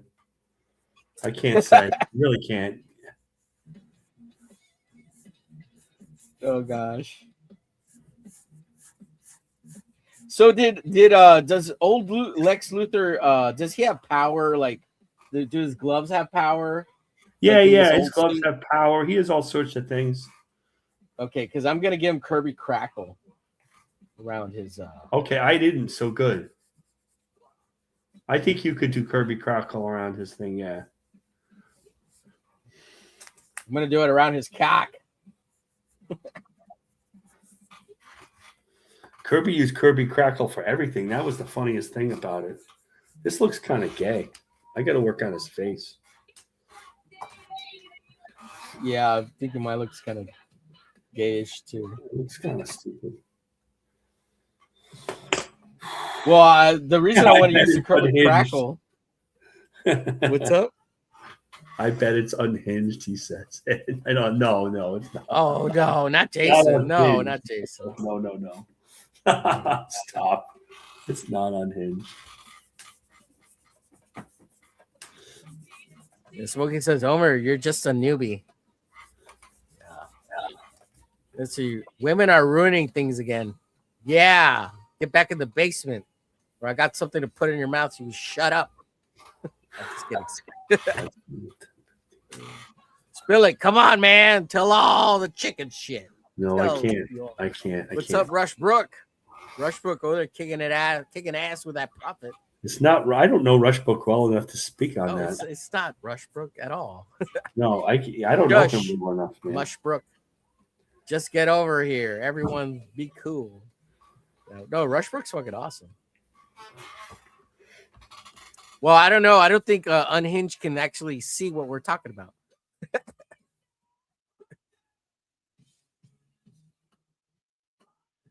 Is that a bad joke?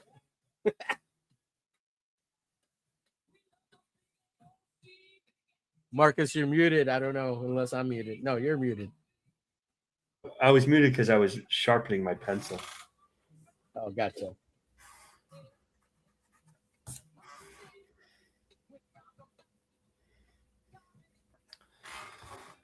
Oh, I was gonna say one of the reasons why I want to do Kirby Crackle is it lets me splatter. It's great. Is that okay? You're allowed to. You can do splatter no matter what. I don't believe that crap about splatter. That guy's an idiot. No, but the Kirby Crackle like lends itself to some really nice splattering, you know. Kirby used that for water too, you know. Oh, did he? Yep. I didn't know that. He used it for everything. He didn't use it till like he was at Marvel though. I mean, he used it. You could see it in the really old stuff, but not as much as you see it later. Do you know what comic he first used it in? Offhand, I don't know. And is there a specific one where he like used made Kirby Crackle? Like even early in Marvel, he really didn't use it that much either.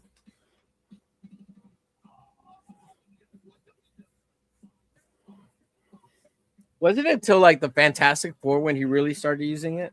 He started using it mostly. Or like well, when he did that DC Space Rocket ones, which is the ripoff of Fantastic Four to some extent. He did that first. The Fantastic Four ripoff of the Challenges of the Unknown. The Challenges. I think he did a little bit in the Challenges of the Unknown, yeah.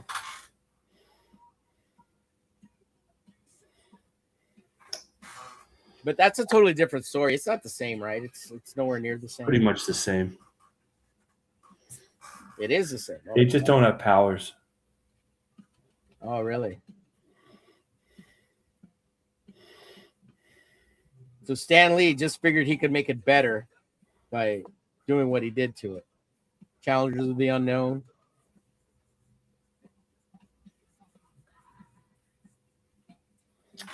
Which I always thought was kind of weird because, like, he already did it. What do you mean Kirby gets credit? Well, Kirby he created Challenge Unknown. He used the character Thor a lot of times too early on. Yeah, I mean for the Fantastic Four, you know. There's covers of him doing Easter Island. He did a lot of themes, the same things again and again. There was never an idea he didn't leave undone. People don't talk about it because he's Kirby, you know, but he redid his thing, his ideas. He reused ideas.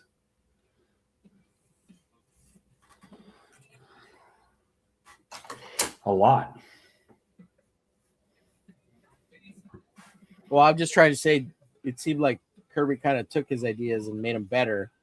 And then we know. Yeah, every time he did it, it was usually a little better. I mean, like the new gods credit really, off of it too. The new gods was supposed to be Thor. He wanted to kill off Thor and do the new gods. They were the next generation of Asgardians, but Marvel wouldn't let him do it. Obviously, why would they let him do it? Right.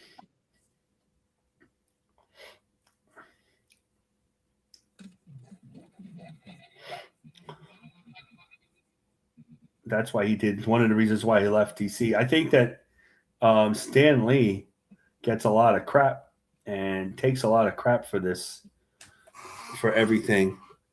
But and I think some of it's deserved, but he gets too much crap. A lot of the reasons why these guys left wasn't because of him. It was because of the publisher. Stan Lee's uncle?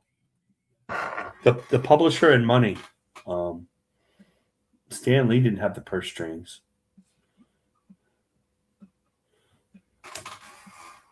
And that's like underwritten because they want to blame Stan for taking credit for everything. But like the truth is that there would be nobody would know he was the one who put credits in the comics. You wouldn't even know who these people were. Right. So that's the funny thing about it. Let's see here. Let's kind of see what I'm doing here. Let's see. Rushbrook says, thanks, Omer. Absolutely. Rushbrook. No, not a bad joke. It's fine. Jason can't see every he has lost. Everything he's lost. Yeah. Yeah. It's because Jason's blind. That's why I'm making fun of him. He's gonna give me shit once I made fun. I made a really bad joke about that, and he told me to fuck off. It was pretty funny. I was like, "What the fuck?"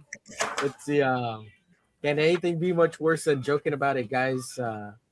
Dying in a war. Sheesh. Yeah, that dude, fucking drone bomb. That sucks. Yeah, he got colored red all over. Let's get over it, Derek. He's dead. Move on. That's JR. Next thing you know, Derek is going to be saying that he was like a son to him. Yeah, no shit. Let's see, JR. Whoa, everybody's laughing. Look, it's Heart of Roy. What you guys yammering about? Not much. We're wondering where you were. Dude dying in the Ukraine war.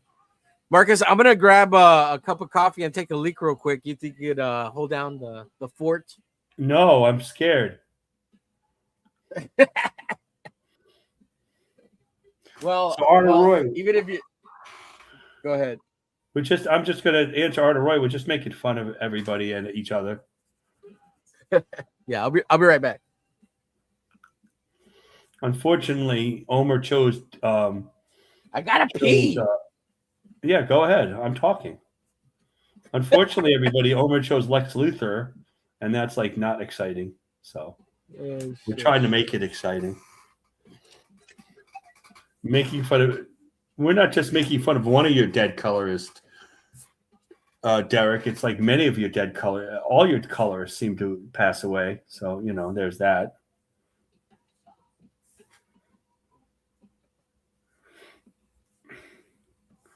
And Omer always leaves me. This sucks.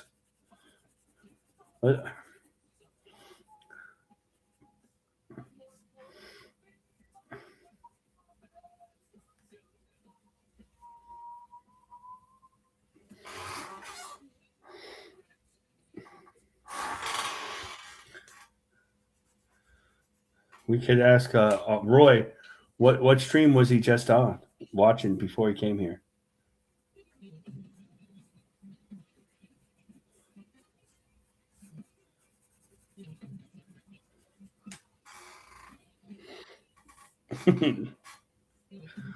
So yeah, they're making fun of my dad colorist Art of Roy. Damn, Derek. Our Jay Ryan says, damn, Derek keeps digging up and kicking the dead colorist. Let the man rest. Jeez. I don't know. Maybe Jay, maybe he's haunting Derek. So Derek has to trying to talk him out of haunting. Maybe he's getting haunted by the ghost of his dead colorist.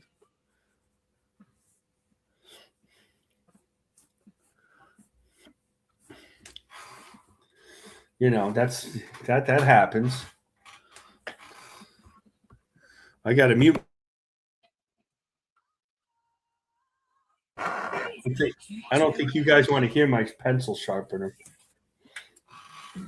Maybe you do.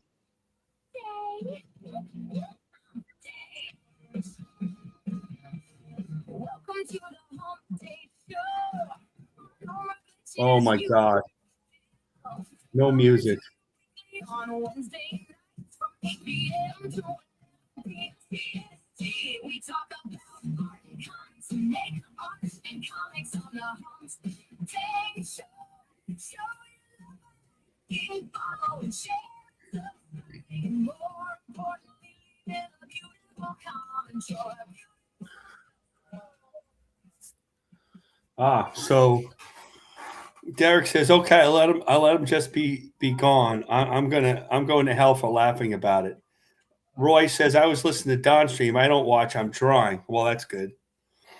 And Royce and Jay Ryan says, "They can recreate the scene from Ghost where Derek essentially caresses Clay with the dead guy." They can recreate the scene from Ghost where Derek essentially caresses the Clay like Demi Moore with the dead guy, Patrick Swayze. I didn't know Patrick Swayze was Derek's colorist. That's interesting. Yeah, did he die of cancer? He did die of cancer. Patrick Swayze, yeah. Roy was talking. So I got the water boiling. Go ahead. Roy was talking to the enemy. Listening to the enemy. He says, "I was listening to Don's stream. I don't watch. I'm drawing." See, Jared says, they can recreate the scene from Ghost with where Derek essentially caresses the clay pot with the dead guy. Oh God. Please don't. Please do that. That's awesome. What an idea. Yeah. Live stream it. Yeah, with Ghost Cock. Oh, jeez.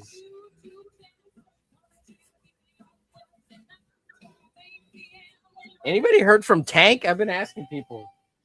No, I haven't seen Tank in a while. Hope he's okay. By the way, in case anybody didn't know, today's Batmerk's birthday. Big shout out to Batmerk. Happy birthday to you, dude. Hell War. Here's Hell Nora, the finished piece. I sent it to him earlier yesterday or this morning. I can't remember. But if you get a chance, go wish Batmerk a happy birthday somewhere on the YouTubes or on Facebook or Instagram or X or whatever. But Hell War, Hell Nora. I think it's gonna make it into the book. Now, did you draw Hell War piece, Marcus? Yeah, I sent it to him already. Cool. All right. So you're gonna be in there too. I will bath in your blood, says Hell War. Bath in your blood. Derek says, "I love that scene." Oh God, it touches you in all the right places, Derek.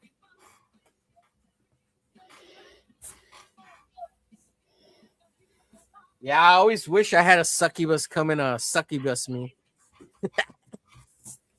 Yeah, get your ghost on. See, Jared says, "Damn, Derek really loved that dead guy." What the? You're making him cry, JR. Quit it. Let's see. I want to be a close with Batmerk as Derek is with the dead colors. Oh Jesus God. Yeah. Well, this really took a turn this stream, by the way. Yeah, no kidding. We're gonna have to Derek when he has his comic, he's gonna have to come on and promote it because we owe him now. Absolutely. Yeah, absolutely. You're welcome anytime, Derek. Yeah, Derek's a good dude. Yeah, Derek's been on the Drawing Friends shows a bunch of times. I think I saw him on the Drawing Friends show.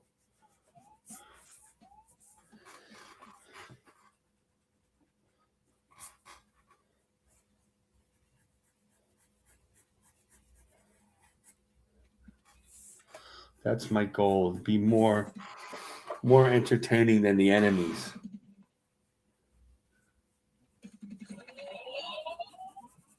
Well, yeah, that's part of it, right? Like you gotta bring something.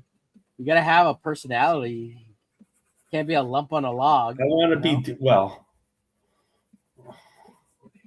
We.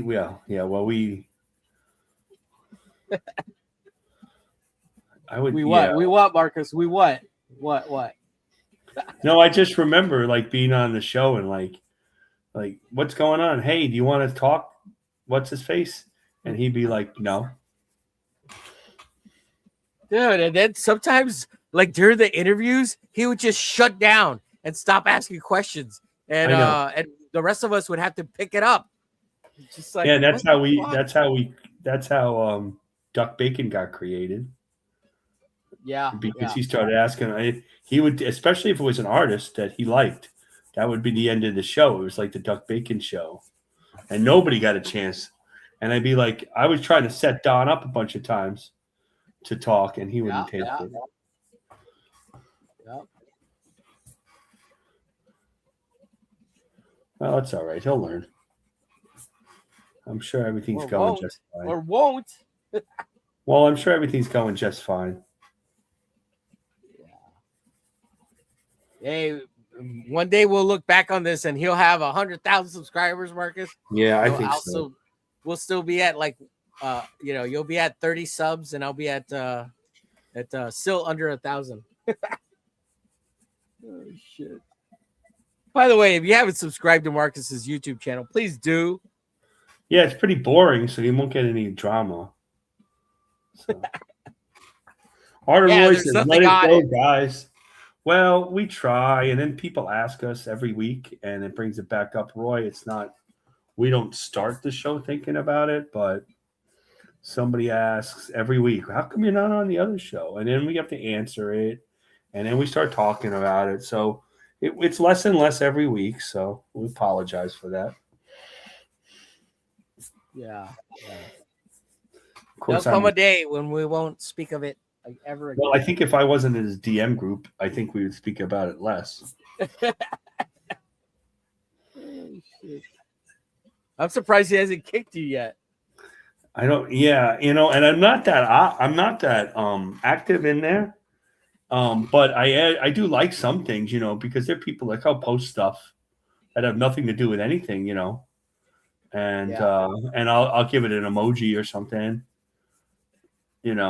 or congratulate somebody. And there's people in there that don't know anything about what happened. No, not at all. It's a general DM group too. They talk about all sorts of stuff, and nothing bad, and so it's kind of interesting. But I don't feel like I can leave the DM group. It's not worth leaving. There's no reason to leave. I just,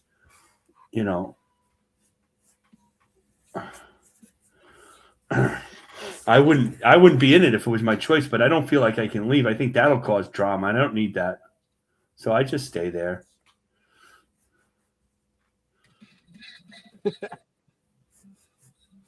It's funny.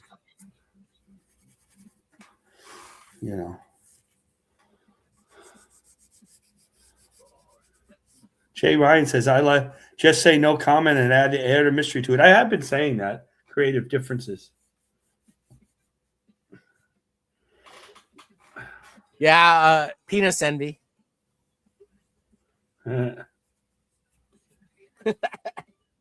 He was envious of my 3 inches versus his 1 inch.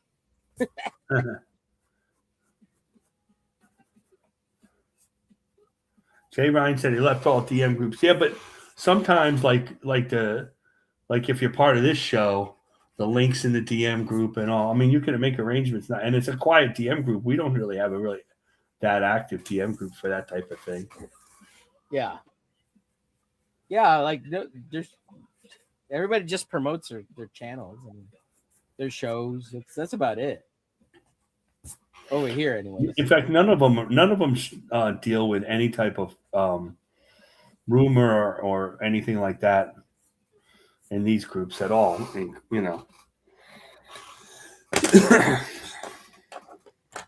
Oh, Smokey ass. Who was the guy with the WP stock on that show? Oh, that was our best, one of our best buds, James.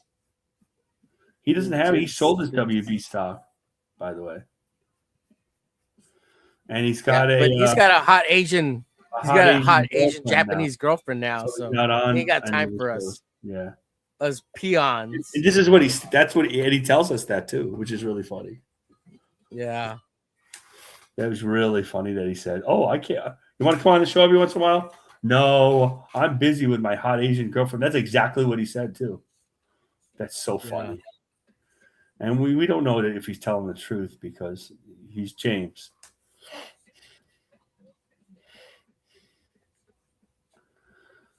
He's James. He has enough time to post about like wrestling and shit. Yeah, he really likes wrestling. I think I didn't really. Look, I knew that he knew a lot about it from when we were talking on the show, but I didn't realize that he really talks about it kind of gay. Well, he talks. He's like all into it, like, oh yeah, look at those muscles. I'm just like it's cool, but I'm not that into it, you know. Oh, yeah.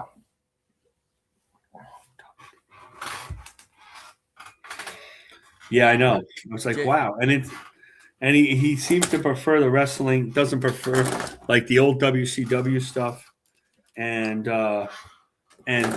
wrestling from the Far East. Gee, I wonder why. I wonder why he's in America at all. As a matter of fact, seems like he should be living in Japan. That guy, he seems to like that a lot better.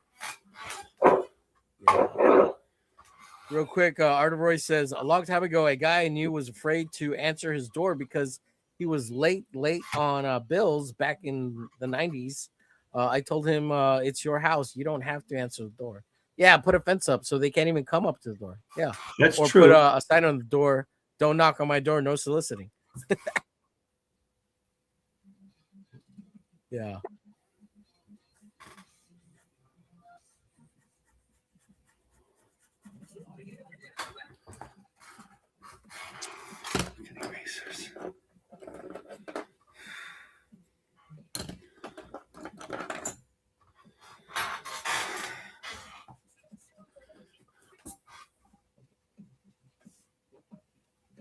There's this guy that a friend of mine shared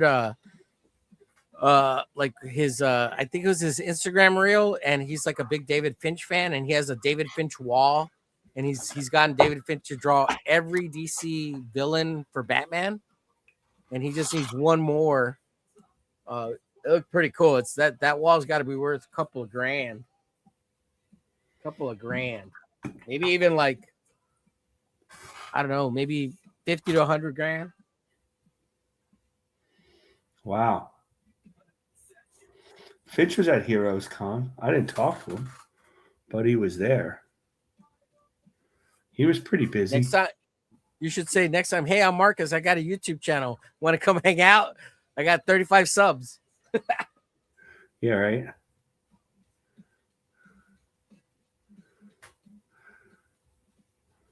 I saw Art Adams at the show too,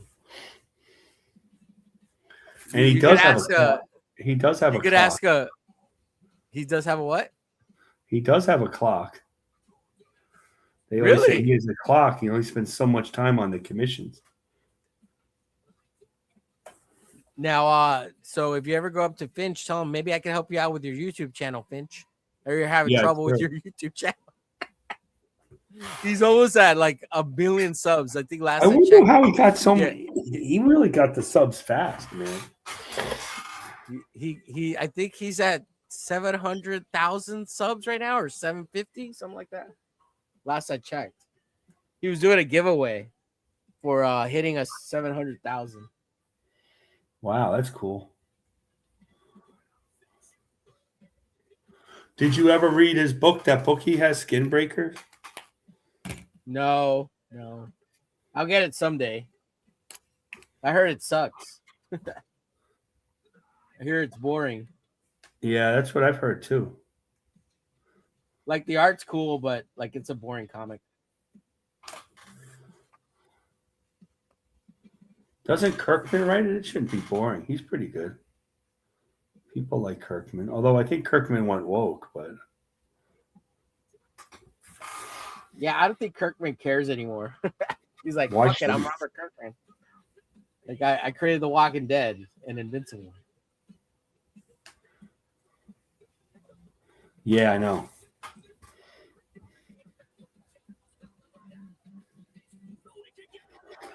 Arter Roy said that was about answering the studio and Don questions. You don't have to. Yeah, you're right. I'm sure he doesn't talk about it on the other show. Yeah, but it's fun to answer the questions. It's fun because we just make fun of them.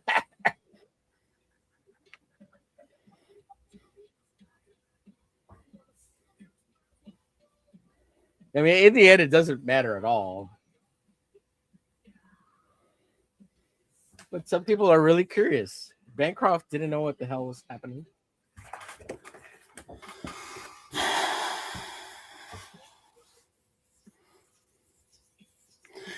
Arthur Roy says subs mean nothing if you can only get a couple hundo watching and you can't monetize the streams by selling stuff. No kidding. No kidding. No kidding. You don't say. You don't say. Hey, isn't it? Oh, let's talk about something else controversial. I heard today was Rippaverse Day. Oh, is it? Yeah. I didn't know that. Yeah, it was Rippaverse Day. Oh, see you later, Derek. Later, Derek. Yeah, it was like this was 4 years ago, the beginning of the Rippaverse. Oh shit! Wow, 4 years already. Yeah, 4 years of really shitty comic books. Yeah, they're pretty bad. Pretty bad. They're really bad. You know, here's the other thing about the Rippaverse, and this will get out there, and I'll get in trouble. But it's you, Marcus. Nobody does their best. There's good artists. Like I was looking at the Superman thing, Superman comics. Yeah. You know, for this Lex Luthor thing, I'm trying to look at that storyline. And one of the artists was Jack Herbert. Now he does work for the Rippaverse, and his work for DC was so much better. Well, he probably had an editor that held him more accountable. Well, but I don't think the editor. I think all this editor stuff is a bunch of horse crap. I don't think anybody holds anybody accountable in comics. This editor thing is just a joke, and there are no editors indie comics. There's no such thing as an editor. It's a guy to make sure you have the. Why don't they edit it like Mike Partika? It's about periods and commas, you know. Yeah. Well, you got me there, sir. You got me there. I know you're probably right, but I don't shut me up. I don't mean that. I didn't mean to shut you up. I'm sorry. No. I'm just playing. It's fine. It's fine. No, in the DC world, yes, editors, but not here. Here, Stu. People keep talking about it. Like, you people are crazy. Well, that's what I mean. Like, there's no oversight or editor. They just like, and they're just doing it for a paycheck. You know, like they just shit out the pages and fuck it, give me one paycheck. I'm out. You know. Yep. That's what I think.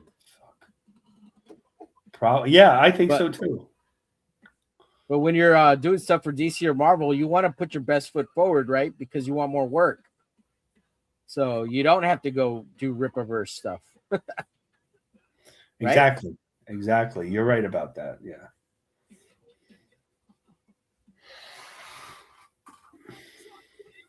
Roy said spite casts are a dead end. Look at Katie did and her cohorts constantly pushing anti-Leam streams. It's boring. I agree with that, Arthur. Yeah. Yeah, I think so. I saw a stream. Somebody was restreaming it of those guys of ripping on Vito, and Vito won. They look stupid talking to Vito.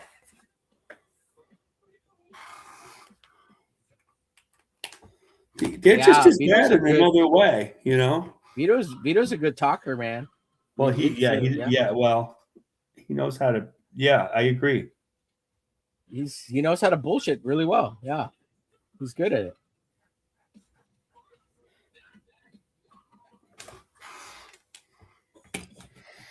They just have to. He's got the gift of gab.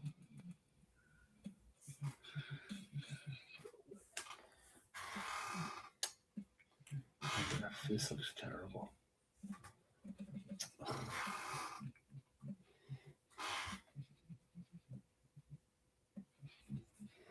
Yeah, but as far as talking about whatever happened with the studio, like I don't think we talk about it very spitefully or super mean-spirited or bad, like all that other drama bullshit. We just kind of tell our perspective. I think it's not like and make fun of it a little bit, but It's not like we're really mad about it or anything. If that makes sense.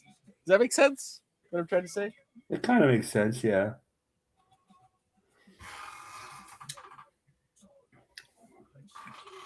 In the end, it's because it doesn't matter, and I really don't care, honestly. We're just I don't think Marcus cares either.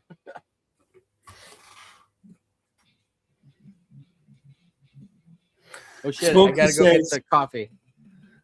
Jay Ryan says I only stream out of spite, and Smokey says EJ's making good coin, and you guys are both not. Stop being jelly. No, Smokey, he makes bad comic books whether he makes money or not. I'm not jealous of him.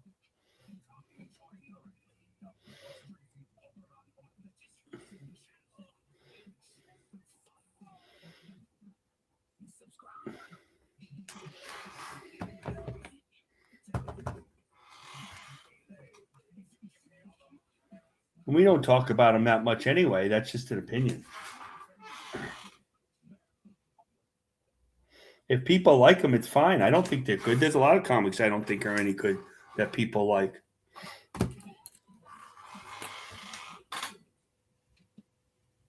Most of them are by Rob Liefeld, so there's that. I'll just get hit every third rail, Omer. Oh, I didn't even realize Omer left. I've been abandoned. Oh, I don't think I'm in a minority. I think people know that he makes bad comics.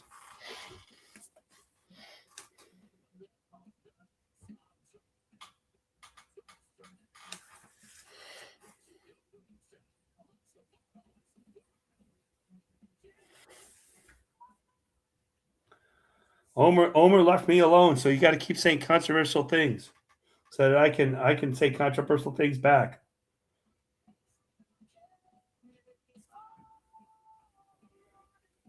I've been abandoned once again on every stream.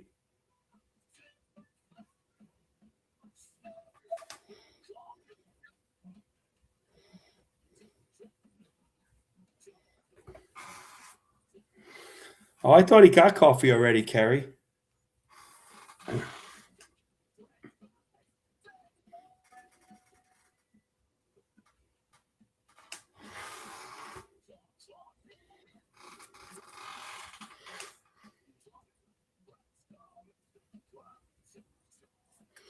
But I don't back as many books as people think I back anyway, regardless of who does them. So, you know.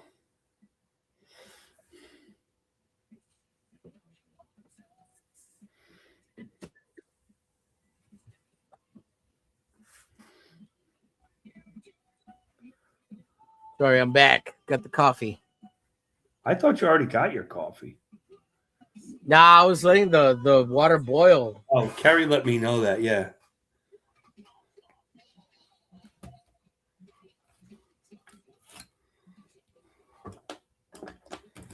But those sales are declining, Smokey.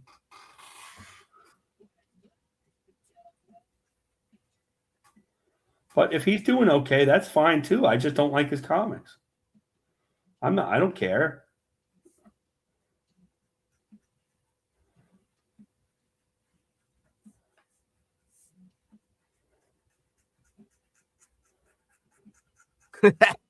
He can do whatever he wants. Smokey says, EJ's making good coin. You both are not. Stop being jelly. I don't know. I'm not jealous of any of these. I'm not jealous of them. I'm doing what I have to do.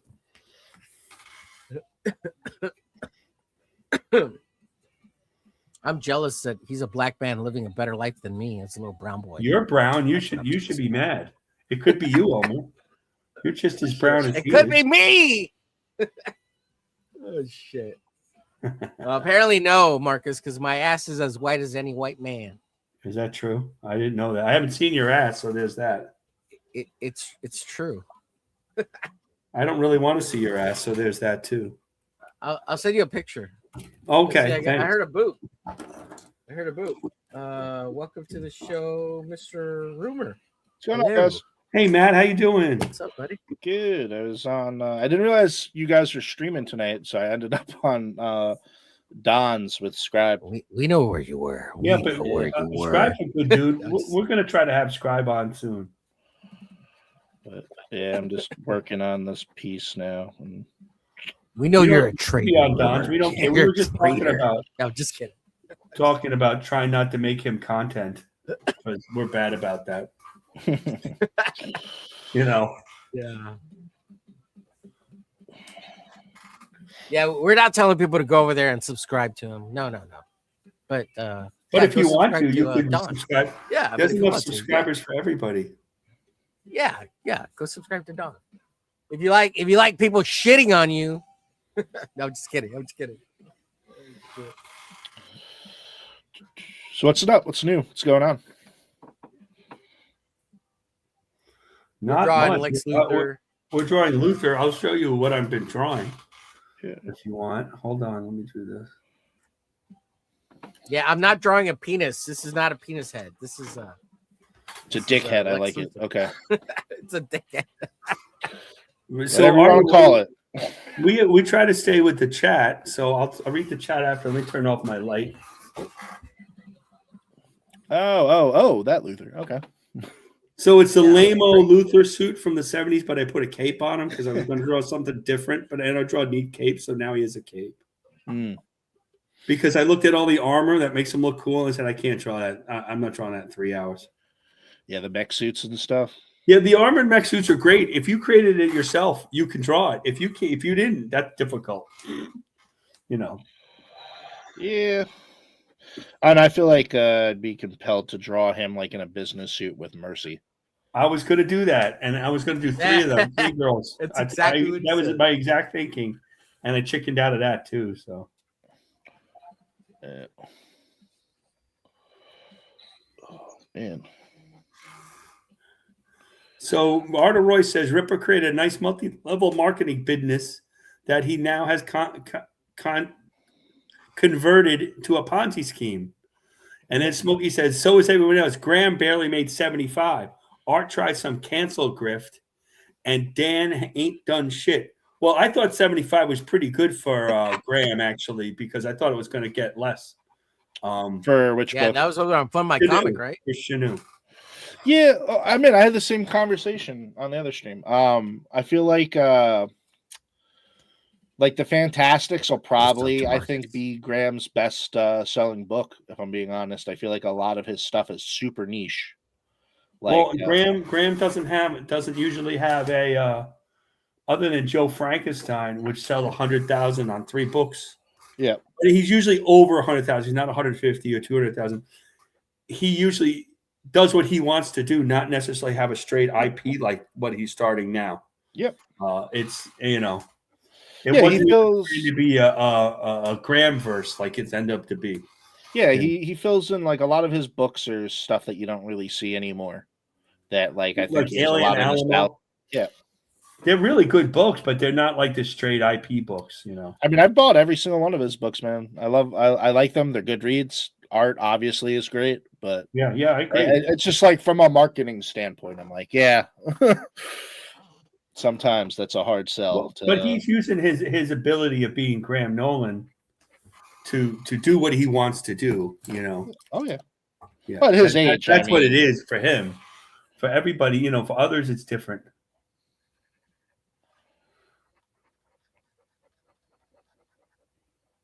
But I think Smokey's point was everybody's down. That is no doubt. That is no doubt. Yeah.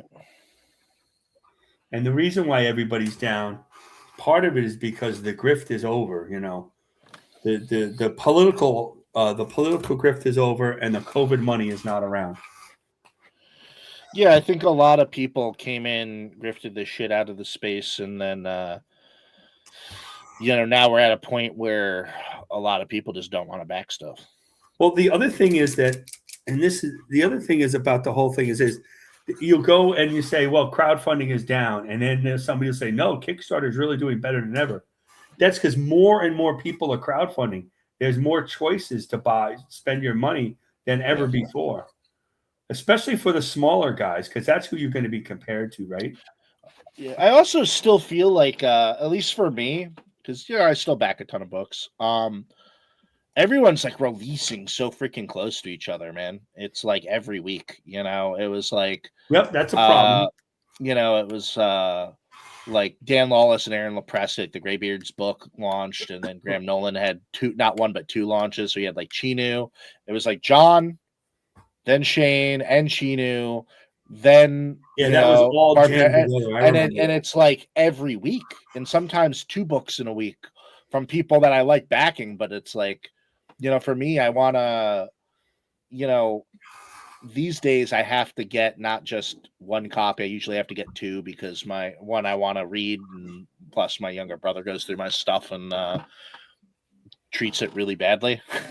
Oh, I see. Oh, I'm sorry about that. Yeah, I mean, he's disabled. It's whatever it is. I mean, I'm happy that he's reading the comics, but it's still like, like some of those John Malin books that you can't get anymore, really. It's like, oh crap, I have to now track down. So now I'm like, when I'm buying this stuff, I'm buying like like the big box tiers on everything. Yeah, so you're gonna have different copies. Different copies, different covers, all the cool stuff with it, the autographs, whatever. And so it's like, I love doing that, but when it's like every week there's another big launch from someone I want to back, and it doesn't stop for like 2 months straight, it's a little hard. Yeah, it's hard. Rough. $25, even if you feel like it's worth it, is not cheap for a comic book. Yeah.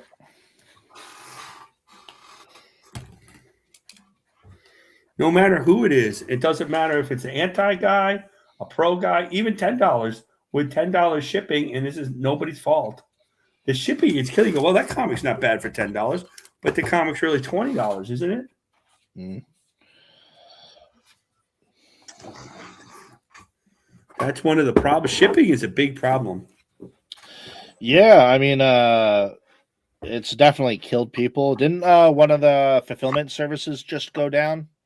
They just had to refund the printer everyone. just went down with Comics Wellspring. Yeah. And that what happened with them? Like, what specifically happened with them? Their printer is gone. It's like fried, so they had to refund like everyone because they can't fulfill anything. Oh, their digital printer died? Like, yeah, they put out a thing of it. At least I saw like a tidbit of it. At least I think that's what I was reading. Was they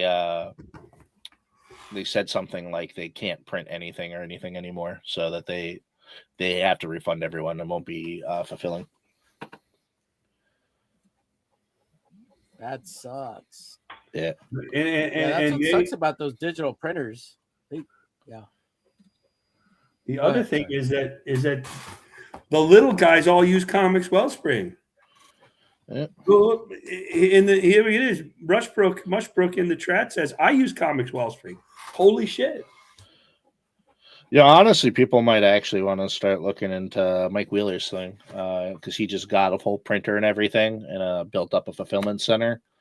And he said if you're like, he has like a CG code where he'll give everyone like 10% discounts and stuff on things. Is it offset printing or is it? If you just look up Mike Wheeler's freaking X account, he posted it.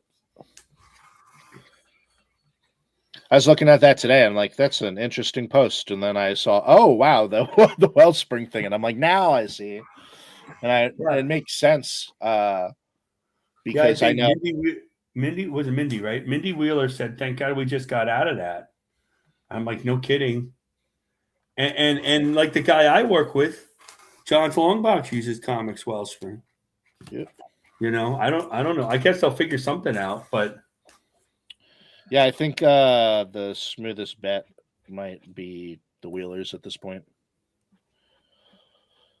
Or like Omer says, to go overseas. Yeah, but you're gonna still get hammered with everything. Nope. No? People need to get their head out of their asses and stop doing these little under 500 print runs, and they need to get back into offset printing. It's just Just commit. You'll get a cheaper unit price. Yeah, you might have to make a little bit more money, but like $1,000 or $2,000 ain't shit, you know. And that'll get you. Well, I think with that, 1,500 copies. You know. I think with that Anyway, though, a lot of these people like to me that's a no-brainer. But I also know like you know, like when I come out with my book, I'm People probably are gonna dumb? hit some. I'm gonna hit conventions. Like I'm gonna want extra copies to, you know, like I want to expand brand. You know, Yeah. like you look at like Von Coleman, for instance, right? He's always at a convention. He's always putting his book out there and making new fans. And so it's like there's a lot of young Yeah, but people. He's getting digital printing books. Yeah. Go ahead. And so there's a lot of people who do these small print runs because they don't do that. You know, they're not gonna go to these the places. guy who's the king of the cons in this What's up, space is Mikey? Paul Thayer. Project Noosis. Yeah. Yep. He started doing all that. He didn't start crowdfunding. He started it at cons. Cons is where he did everything. The crowdfunding has come separate for him. And reach out to Zayd.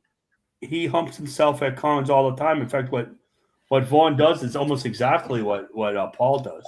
Yeah, the same videos, the same little post formats. Yeah.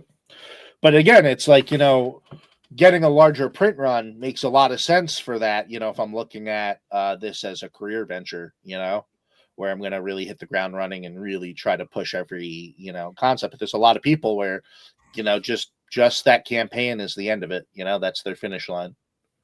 And so they don't do that. And that's right. But you have to think of it long-term thinking, right? It's you're playing the long game in comics, indie comics anyways, because like use all the money you get to print as many books as you can. That should always be the goal. Print as many books as you can.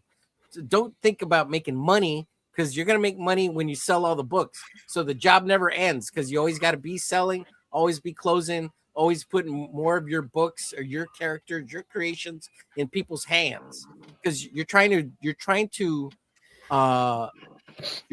pierce the zeitgeist of the American consciousness, right? So that people know, oh, that's the dude who created Man That Shits or whatever, right? Oh, I'm stealing that. Does that make sense? Yep. That's the guy who created Shit Man. Oh yeah, Omer. That guy created Shit Man. Oh, what a weirdo. Because you're creating a brand, right? So you want to be Nike, you want to be Reebok, you want to be Image Comics, you want to be Marvel Comics. Even though you're probably never going to be any of those, you at least want them to know that, oh God, that's Dark Horse. Well, I feel that's also the difference between a lot of the grifters in this space and a lot of the people who genuinely, when push comes to shove, probably believe in what they're putting out. Yeah. Sell more. Yeah, you know what? I was saying, me and Smokey the Conqueror going back and forth about the Ripperverse. But you want to be the Ripperverse, you know, honestly, like he was saying.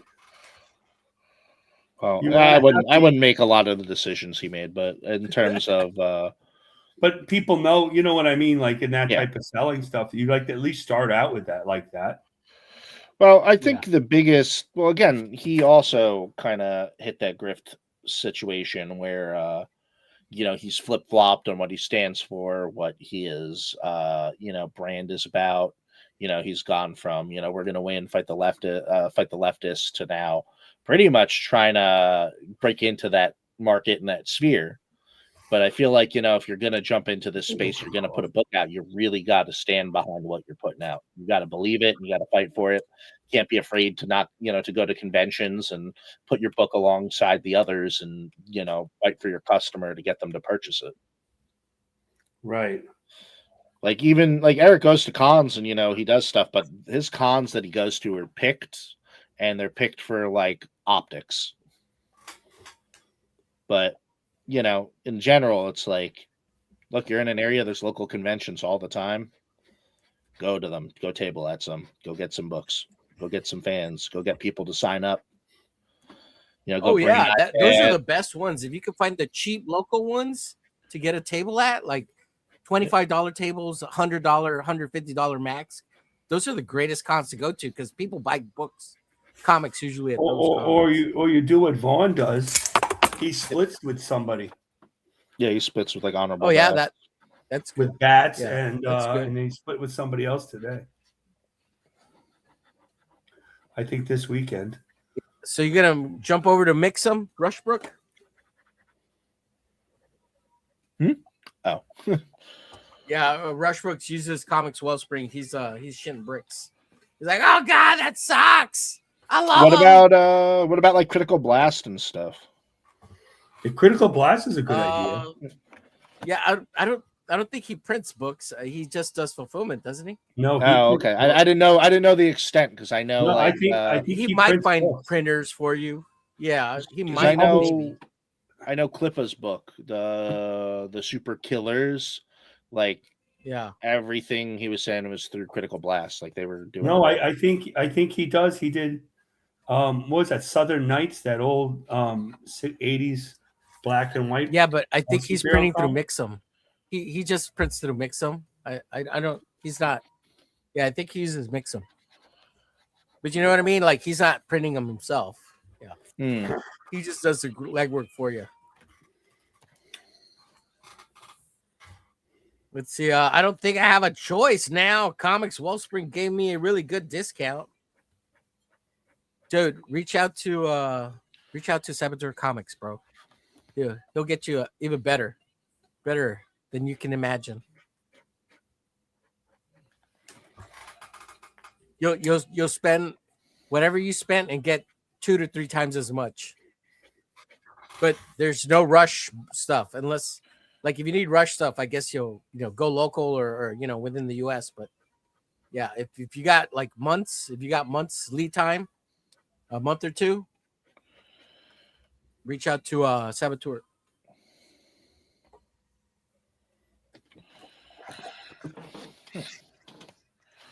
Yeah, we need to look for different avenues. There are ways, and there are plenty of places that have better prices. Yeah, you might have to wait a little bit more because you're shipping from Kazakhstan or something, or I don't know, Taiwan or the Philippines or some shit, or India.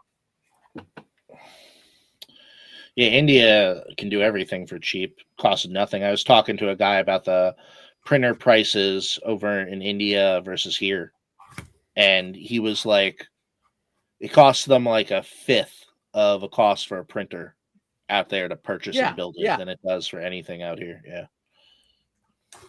And I don't think there's any tariffs coming out of India, so they'll ship it to you for under $100, whatever, a whole pallet of shit.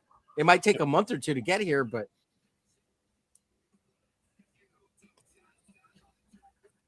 Smokey says, I heard Zaid say they were experimenting with using old newsprint for the next book they print. Well, they've been using a newsprint for the books they print. Yeah. That's their man with no string, and they have a printer. They have their own printer too. Yeah. I talked to Phil about that at the con, and their whole system, it's great. They have a whole plan and everything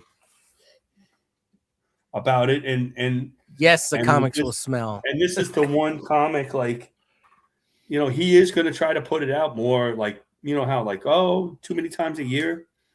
But it seems to be doing well. I like it. It's a good book. There's always a pizza samari if you want to. Well, I don't know what the status with Pete is, but he can only do 200 copies of a book, at the most 200 copies of his book with his printer. Well, it sounds like that's what a lot of people are looking for, small runs in this space, which I never have understood. I don't understand that. Well, because they do that because they only so many people back the book. Yeah, but they don't want to spend extra money on something that they don't think they're going to sell. I mean, I get where it's coming from. I just, that's not the comic market, unfortunately. In the but space. what they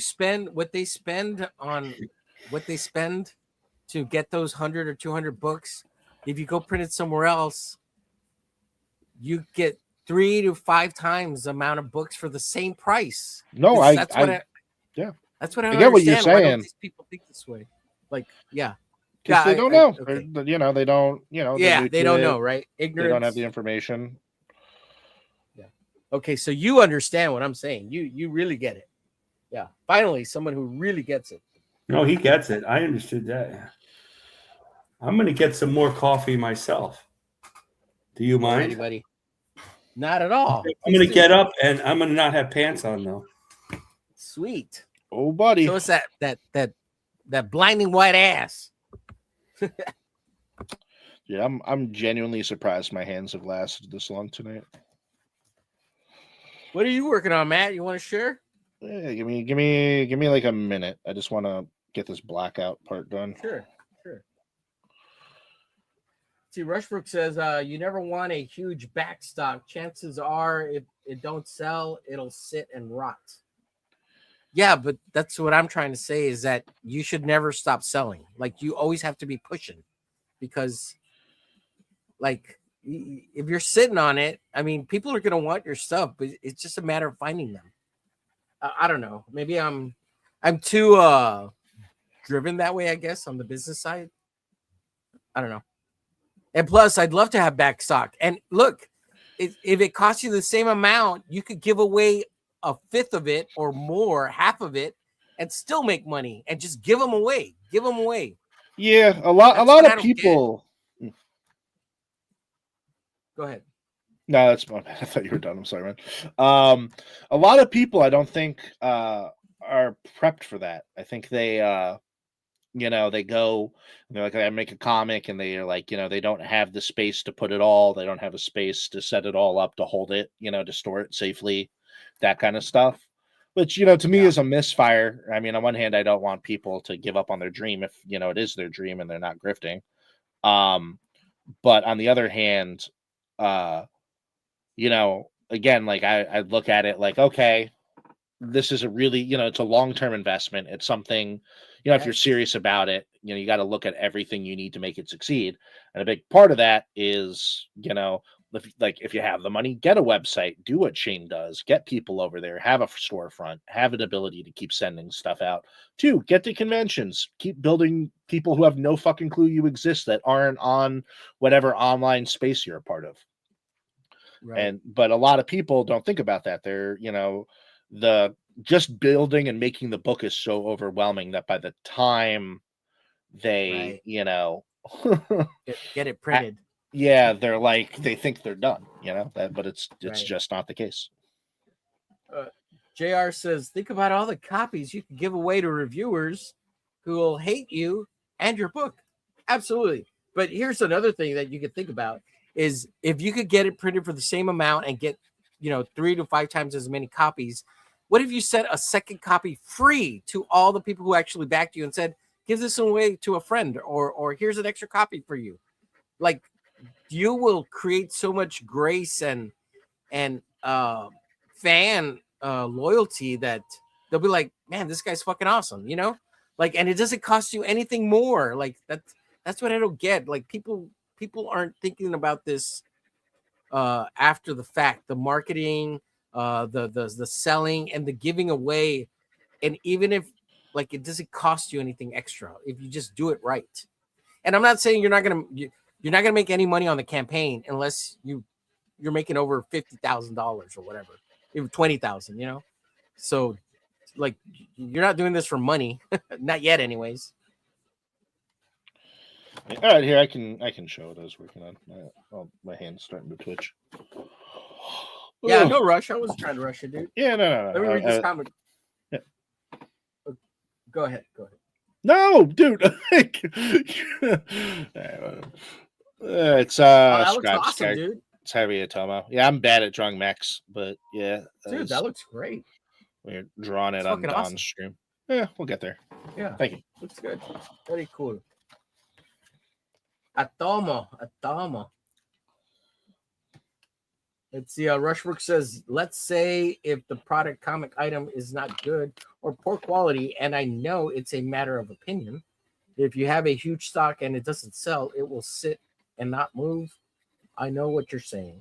Yeah, I hear you, Rushbrook, but that's not you. It'll sell. You're good. And what if you just gave them away? Like, especially if it's already paid for, just give them away to your friends and family and little kids at the library. Go drop a copy off at every library you possibly could. Go to used bookstores and drop a free copy off there. Go to your comic shop and just give them a huge stack of them. You know? Yeah, or like work out a short deal to them. Be like, hey, like I'll give you these for cheap. And Yeah, see, like get them in there and see if they'll sell. And then if they sell, you can come back and be like, listen, those were, a deal that I had extra stock, but now, right. Next order. And you got to be upsell. creative, bro. You got to think outside the box. You got to hustle. If they're not moving, well, then you move them and drop them off to as many comic book shops as you can and give it to them for free. It's sell them for $1, whatever you want, whatever amount of money you want. I'm an indie comic guy, and also make sure that your idea is wanted. Like there's a lot of books that just like it's too small. It's like it just will probably never sell. Yeah. So make sure when you're jumping all in, it really is the best idea you can put out. Yeah. There's a lot of like manga creators that make these weird little manga comics. And they literally find their own audience, but man, their books are terrible.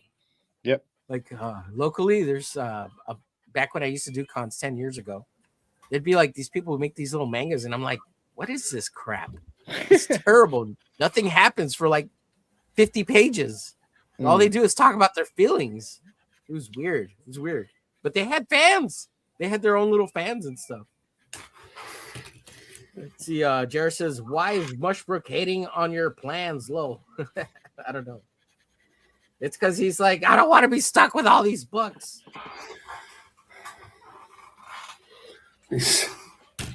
In my garage. Rushbrook says, no, I'm not shitting on it. And I understand what Omer's saying. Sell it at conventions too. Hell, take 100 copies, give them away free at all the conventions you go to. People don't know who you are, and especially if they're already paid for. Just speaking from seeing local creators here. Yeah, well, that's the other thing. Like people they want to get paid for them, right? Like that's I want to sell these. I want to sell these, and so they just hold on to them until they rot. But like it's not doing you any good letting them rot in your basement when you could just give them away. Like unless they cost you that much money per unit, like I could see that, I could understand that, but. If you're paying anywhere between under $2 for each copy, say you pay 78 cents per copy, it's free advertising. Just give them away. Especially if you got it crowdfunded and it paid for itself. I'm sorry, go ahead. I did that. That's what I did. I published comic in the 90s. That's what we did. We published it so that we could keep going to cons and look like we're selling something. And we sold it to people. We gave them away to people. They were $1.25. We published 600 of them. Yeah, that's awesome. Bad graphics in the chat. What they had then that they don't have now, they had a publisher's co-op. So the more people use that co-op, the more money you had to spend. And that's what of course, if we got more, it would have been cheaper price per issue.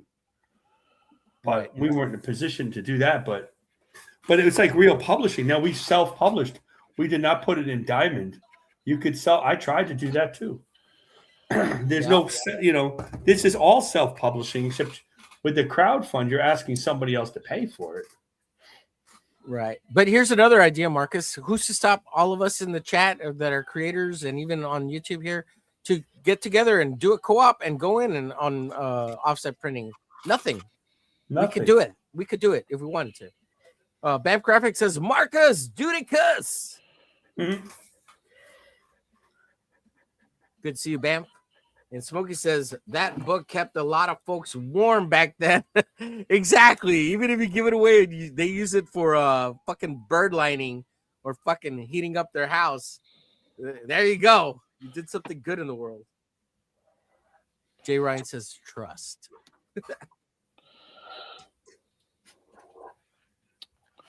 I don't know. Maybe I'm thick-headed and fucking too dumb to. No. I let think people you have a stop good me. point. Everybody has different opinion on it and different ways to do it. There's not. No, you would be. Yeah, what happening in this, what happening here is everybody watches how the big guys do it, and only some of them do conventions. So they're going to do. It's like the creators that go, oh, my minimum thing is $500. Why? What are you doing? Well, I'm going to publish a comic, but you're going to lose money. 500. You're not paying for your art. You're not paying for your line art with $500 or $1,000. If you're Omer and you do everything yourself and you're not paying anybody out, you can make that anything you want. But if you're not and you're paying people to do your comic for you, that's rough. And then but also let's say you wanted to do $500 and it's Omer, but Omer also has to have the printing cost, whether he's doing it in the Savage Land or not. Yep. You have to have money to print, and now you don't have money to print. And these guys, and they're stuck doing the comic. I know they love to do the comic; they want to do the comic, but they're kind of stuck doing the comic because they have backers now, and they're losing money. They won't admit it, but they are. Yeah, they also, people assume they're going to get on certain shows or that. Yeah, but even if you get on those shows these days, it's not a guarantee. Yeah, exactly. But look at how many people have failed books and stuff where they turn and Oh yeah, yes, I know that as well as anybody. Yeah, sure. Yeah, where you just kind of see people where they're like, I didn't get help, and it's like, yeah, obviously, I know all about that. But yeah, I know. But it's just one of those things where Smokey. Everyone kind of just looks at everyone else instead of looking at themselves and trying to set like a timeline that will actually see them get to success, which also isn't guaranteed. But Jay Ryan says, wait, is getting it printed in India doing it in the Savage Land? Well, yeah, I guess. Kind of. I don't really know what that means, but well, I just wanted to Savage Land because I didn't know where. As Savage Road. Like a goof. Yeah, Savage Land X-Men. I was being funny. Yes.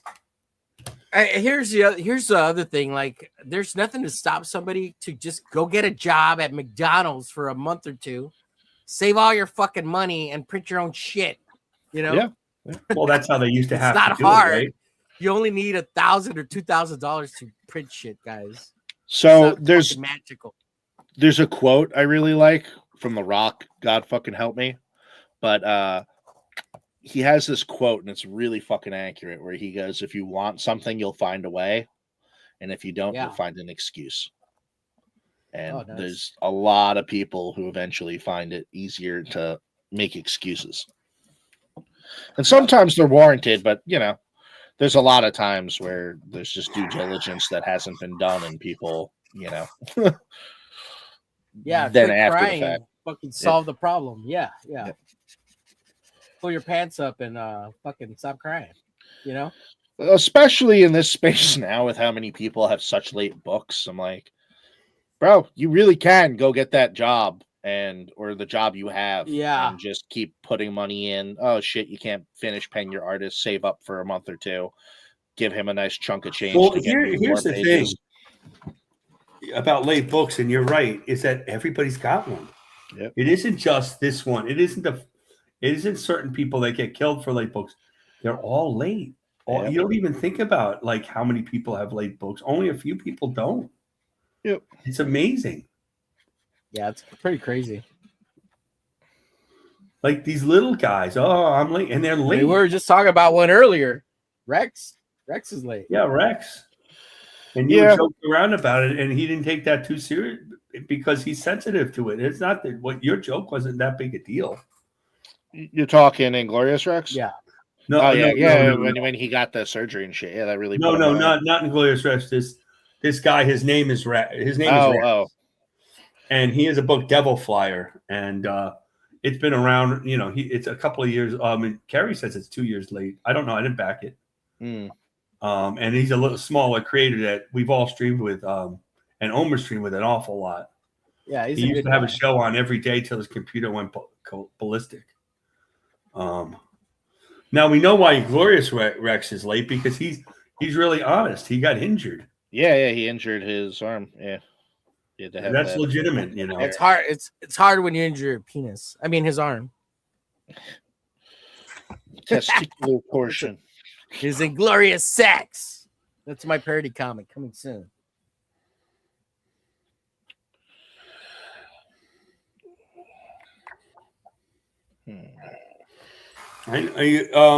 Rushbrook draws. You're right, Omer. I printed all my books out of pocket. You're not the only one who does that.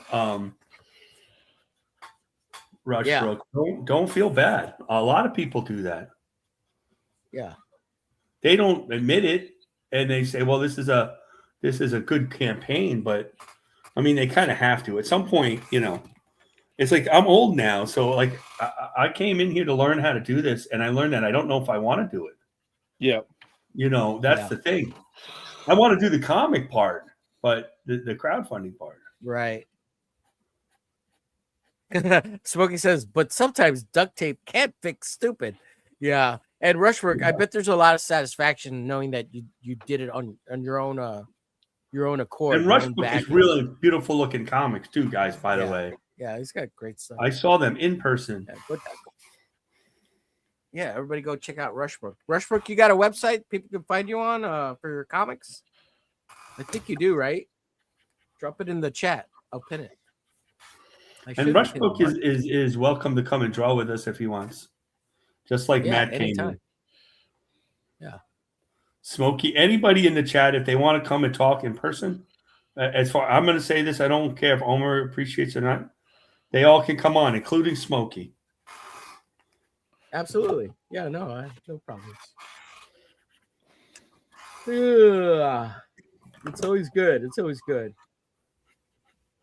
Because I think Smokey would be entertaining myself. In fact, I know he's entertaining. I agree. Yeah, he's great in the chat.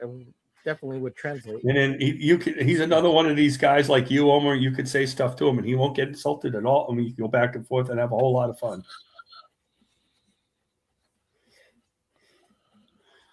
But, you know, he has perspective. There's no perspective here.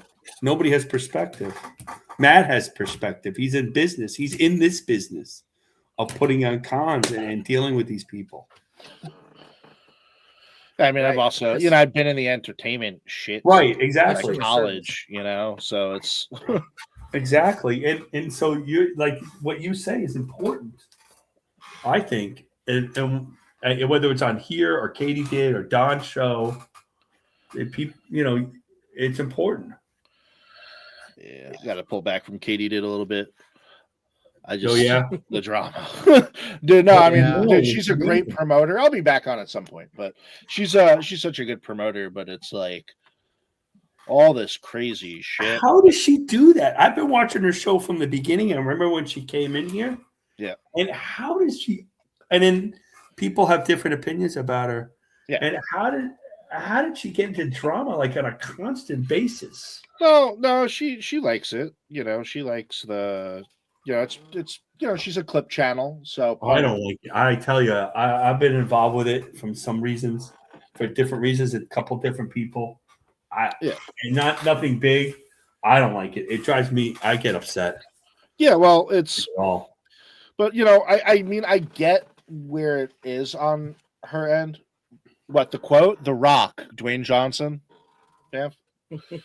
That's the guy who said if you want something, you'll find a way. If you build it, they will come. Excuse.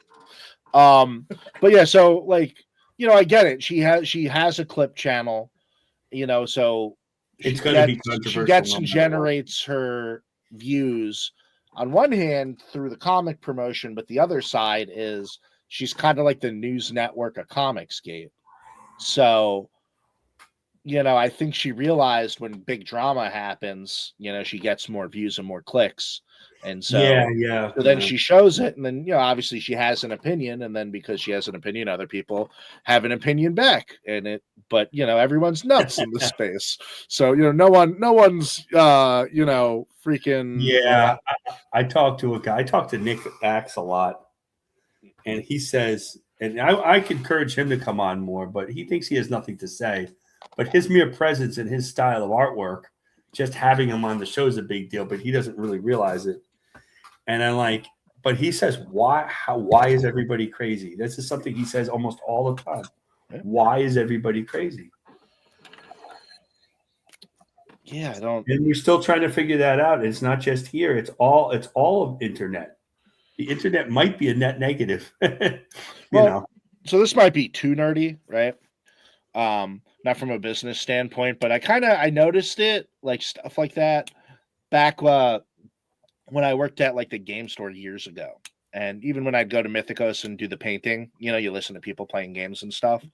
I would see people role playing, right? And in real life, they're like perfectly reasonable. And then real life, someone, you have a run in with someone, maybe there's some conflict or friction. Usually there's some de-escalation and move apart unless there's something really, immeasurable or personal. But like the second you watch someone in a D&D game, they walk into a bar, the DM has an NPC say something like, derivative at them. All of a sudden they're like a murder hobo. They're like, I fucking killed the guy. I stab him. I sneak into his room and I slit his throat. And it's like, I think that's like a big part of why the space gets like that too, is you've got people, once you have this online thing, I guess subconsciously, there's no consequences. This isn't your real life, or even if it is. Right. But even if this is like your source of income, there's still that underlying feeling. So I think that's what happens. Plus, I think some people are talented and some people end up in this space because they're lunatics and they have nowhere else to go. You keep saying Mythicos. I do work. I did tell you I do work for them. Yeah. Do you know that guy, Eric? Eric Goldstein? Eric Goldstein. I know Tony, Nelson, and Joe, who were the. You know Nelson. I don't know. Never talked to Nelson, but he's one. Nelson. He's on the board over there. Yeah, he's the big owner. He brings all the stuff. The reason why they publish it is because Nelson likes my stuff. Yeah.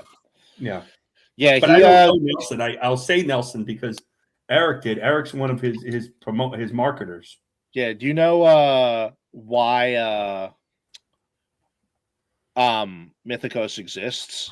Do you know like why it happened? It's pretty cool. No, I don't. So back in the day, Nelson, who's filthy rich, I very heard. successful businessman, he's a huge Warhammer gamer, and he had like the biggest wargaming miniatures club like in Jersey. Might actually be like the Northeast. Like they would go to every Grand Prix, every tournament, everything. And it's all like rich, old, successful guys and then a handful of younger guys. And when I was working way back, like this is like high school.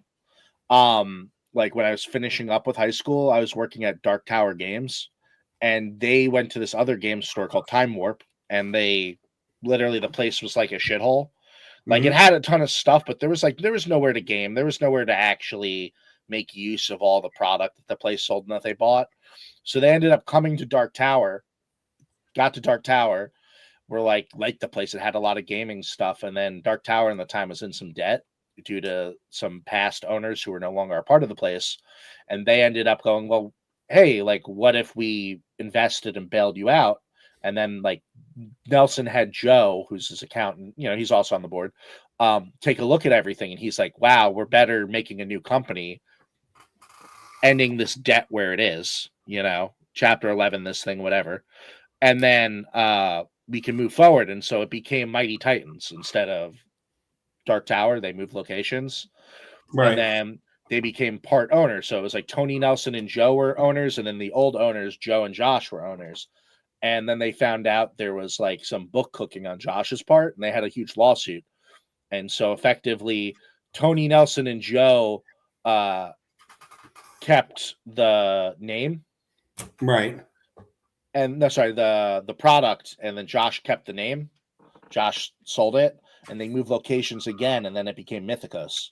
And not right away. What happened was Nelson moved all his gaming crap back to his house, and his wife literally put an ultimatum out to him. She's like, "If you keep that shit in this house one more time, like you're you done." definitely know. You might not remember, but you definitely seen Eric. Eric's there all the time. Oh, Eric's not his son, is he?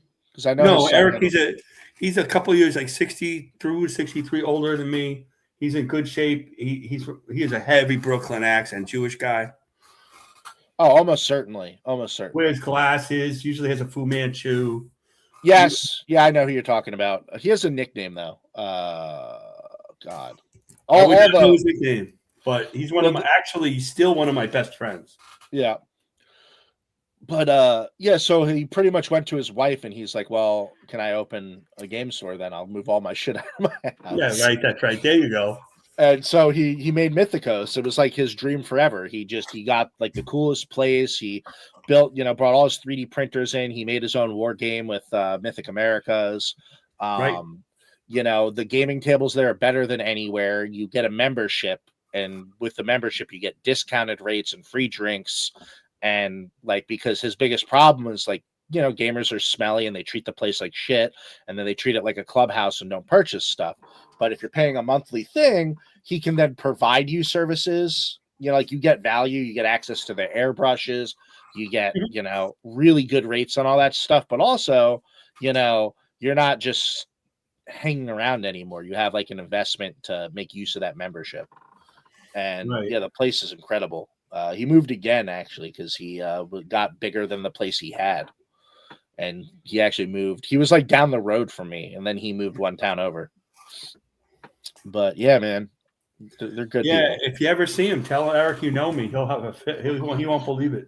Yeah, no, I'm working stuff out with them to be at For the Fans Fest. Actually, I'm trying to. I have extra space, and I think it'll even be too much space for the live stream room. I can hold tournaments in it. I could probably hold a Warhammer tournament or Mythic Americas tournament. So I'm seeing if he wants to host that and make that a part of it and do I did 3 stories from one, all splash pages, and it's nothing that takes a lot of time because there's it's just Eric's thing.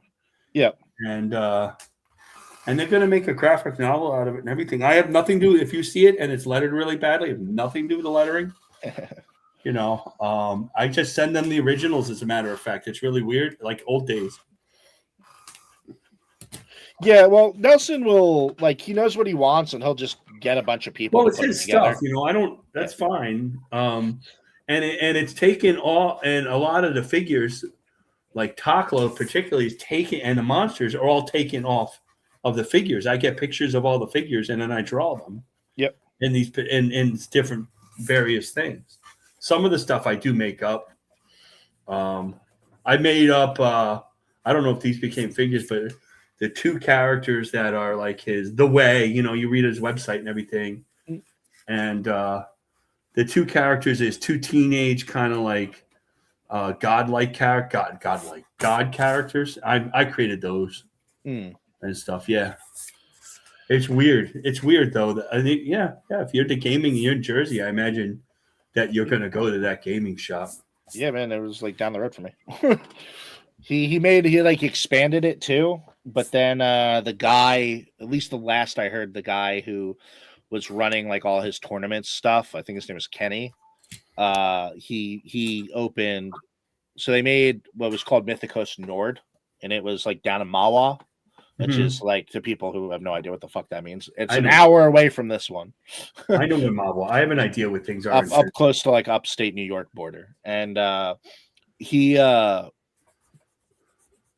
had Kenny go before Kenny, this other guy who was a member was there, but then he was using the personal Mythicos stuff to start posting political shit, and they were just yuck, man, you can't use our I don't care what you post. I also got the feeling about with Mythicos too, to even doing the work. Yeah, that it wasn't political. They were not political at all. Well, they're all right wing, but at the same time, they don't bring that into the Like, if you're gaming there, yeah, sure. But like their whole thing is like, this is a brand and this is a store. We want Right. That's customers. how I got that feeling. Like stop posting, fuck Hillary Clinton and stuff over, It's funny. using the actual account. Like you can do that on your own account, It's like Eric years ago, that was a big thing about Hillary. We almost got an argument about Hillary Clinton, but now I don't think he'd have anything to do with her. Like it's the old Democrat he is in New York, Yeah, man.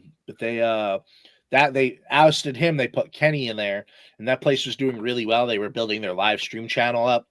We were doing all the custom paint stuff. I remember that. I was watching some of the live streams. But then literally, I guess Kenny was letting his friends in and like using all the equipment like late at night, and then also he was taking product for himself like all the time. And that goes back. Why is everybody crazy? Yeah. They don't have anything on X. It's kind of weird. Yeah. Well, they have like they're like really exclusive. They actually don't want to expand their direct presence. Like they have their website, their web store, and then they have a like a back room, like a Discord and a Facebook group and a Facebook group. And they vet you. Like they don't just let people into that because they, that's where they plan stuff. That's where they do all these things and they set stuff up. I guess they have a far enough wargaming community reach that they, when they run tournaments, they're massive. So they don't need to do that. They have massive prizes, huge things. So they're really just like, no, as far as the store is concerned, it's keep the club from being destroyed and ruined by stupidity. And then, yeah, man, I don't know, good people, good stuff.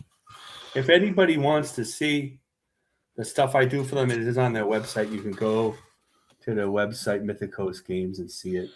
Yeah, if you want to see the stuff I did, just look at the back art to their website because they haven't taken my artwork down. It's the backdrop to it. Oh yeah, I've seen that. All right, cool. All those miniatures that are like the wallpaper.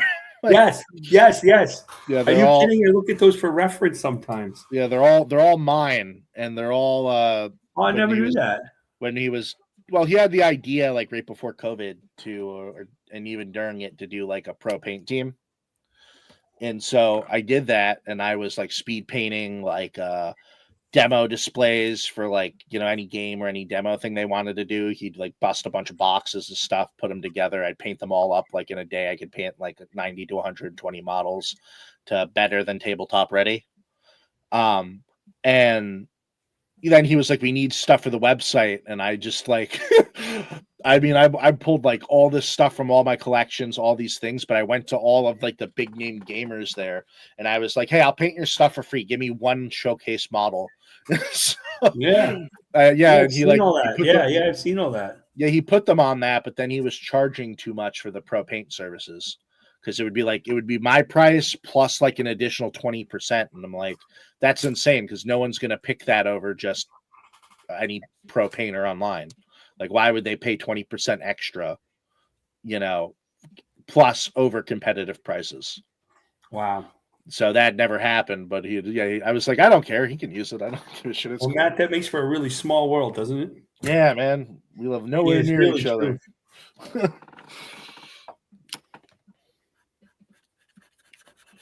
I haven't talked to Eric. Last time I talked to him, and Omer knows this, he talked about bringing back Captain Courage.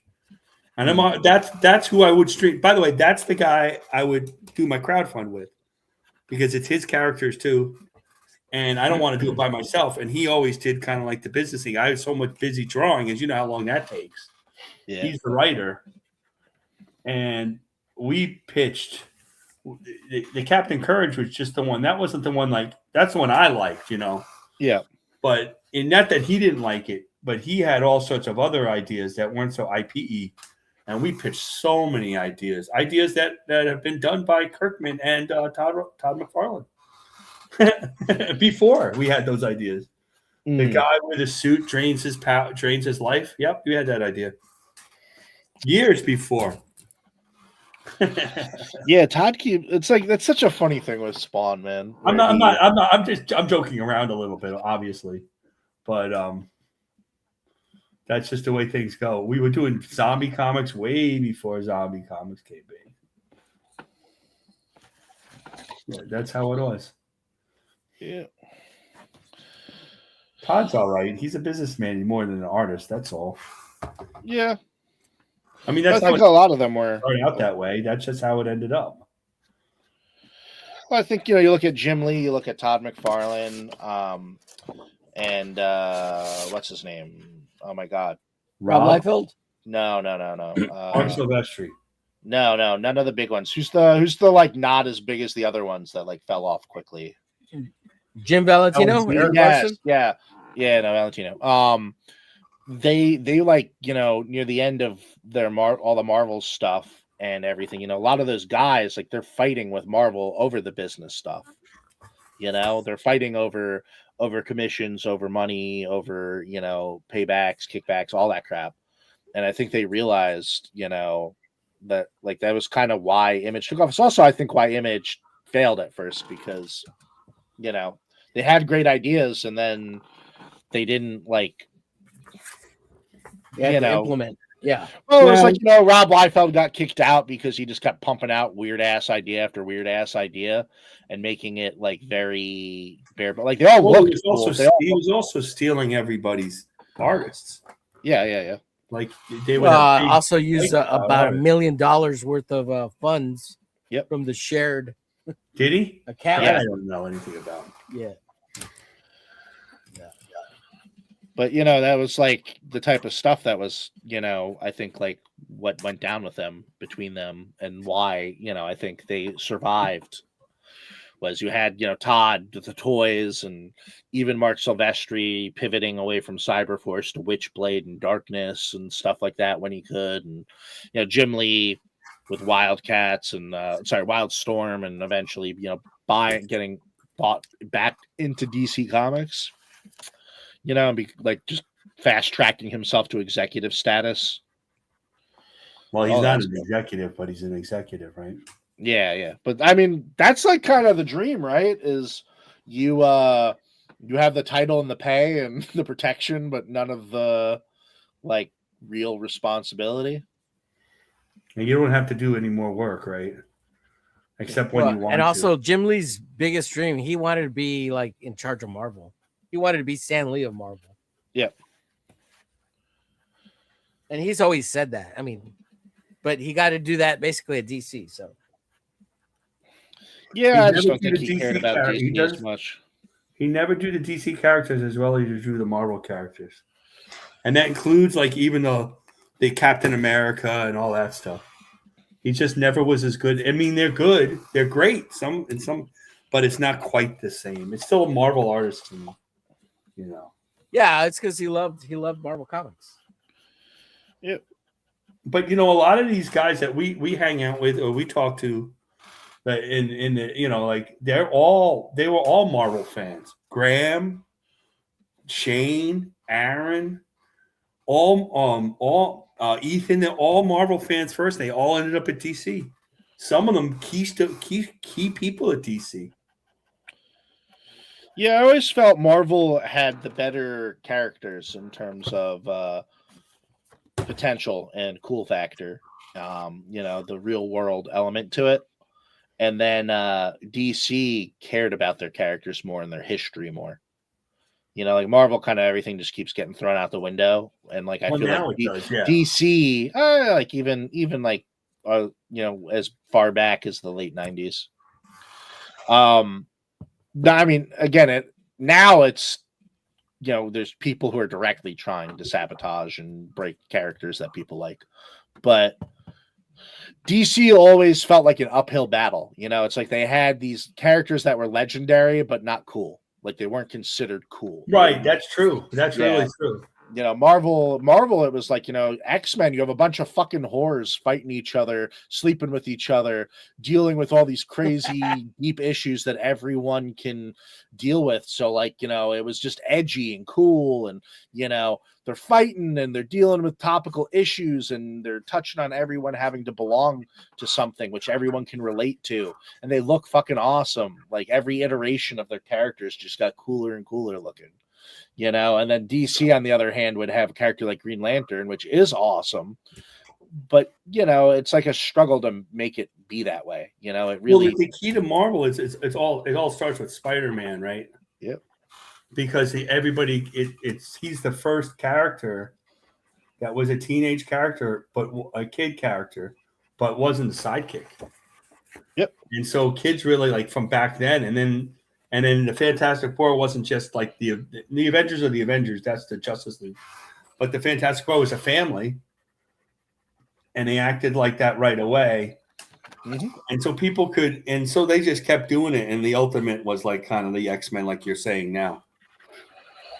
Yeah, but you know, it was there really was like all of that. And like, you know, with Jim Lee, it really does seem like he probably, if he got back on Marvel, would have a bunch of you know, cool ideas. I bet he probably has a book of cool storylines and cool character stuff for them.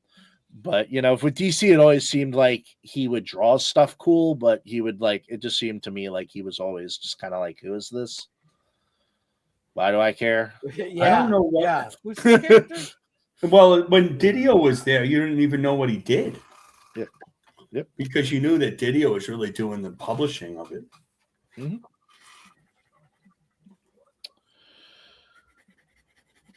Yeah. Man. Yeah, I've hit my cat. My hands are fucked. Yeah, well, we've hit our mark. We're over 3 hours, gents. We made it 3 hours, 12 minutes.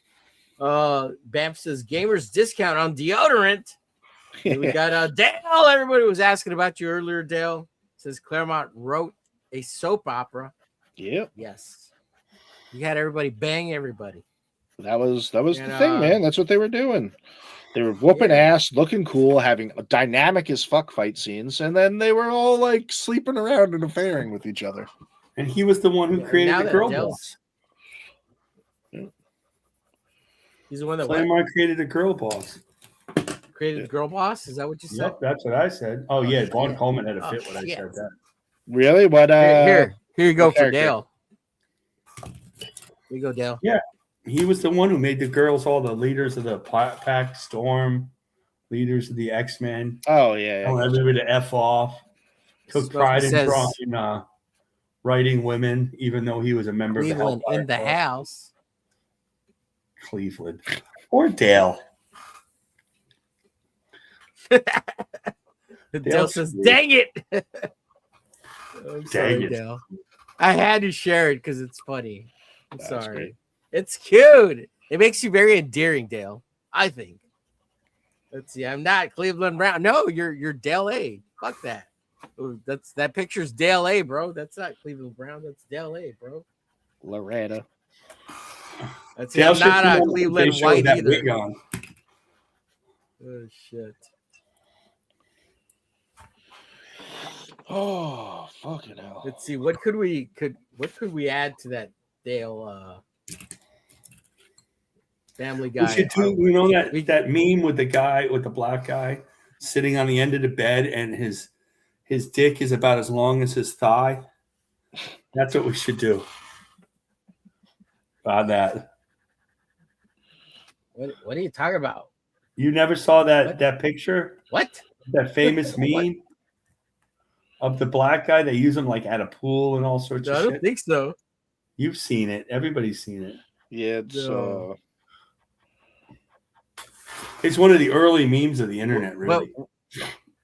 What are we doing with Dale and that black guy? What? No, you I don't know. This is a lot of stream with you, Dale. The problem, and I think Dale will agree with me.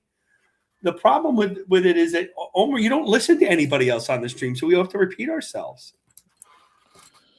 Well, I'm trying to keep track of what you're saying, but No, you're not. Sorry.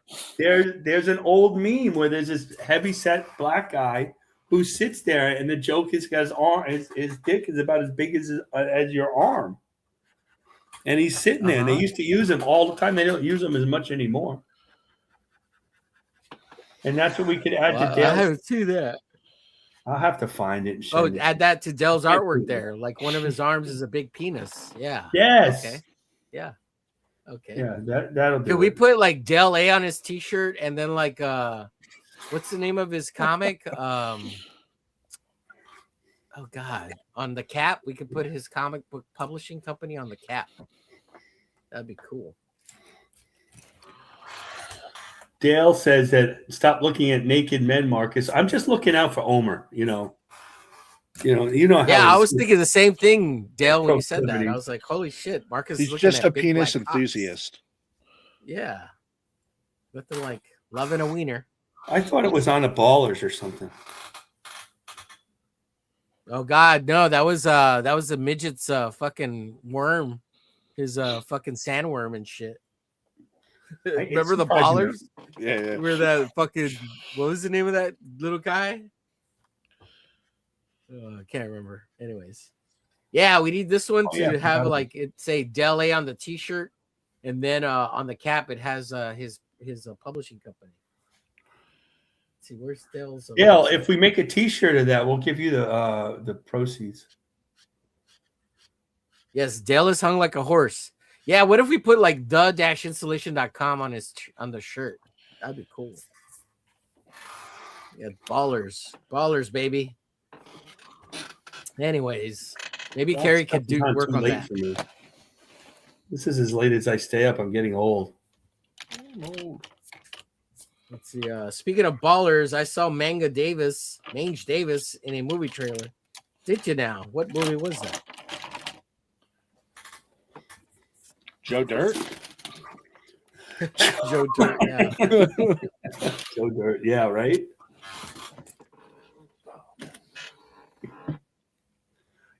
I've seen Mange live. It's unbelievable. Jay Ryan says Dale is about to install his dong.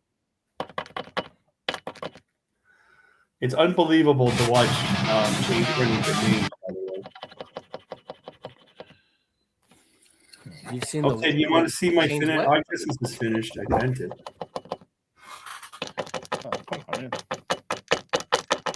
I hate these paint markers, man. What the fuck? I don't use them. Well, I don't want to get like my brush out at this point. Oh, that looks great, dude. That's fucking awesome. Yeah, that's nice. Oh.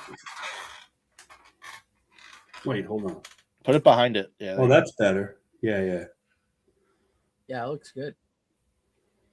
I like that. I like what you did with the crotch there.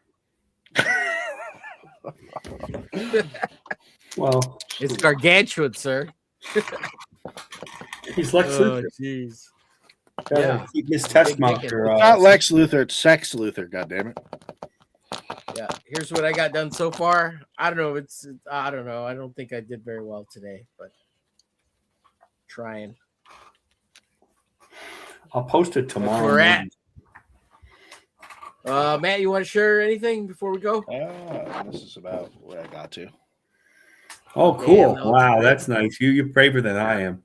I don't know. It looks good. I like again. I don't know. Not good at mechs, but for scribe, I'll try. Mold it off of Dale. Damn right, JR.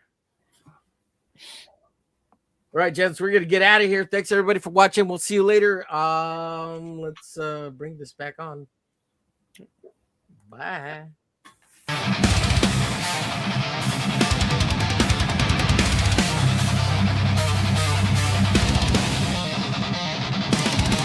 Trolling enemies, it's Omer to show on YouTube. Where Marcus Kelligrew is the co-host. Saturday nights from 8 PM to 11 PM CST. I wanna draw your enemy. I'm taking to their knees. Trolling enemies is what I do.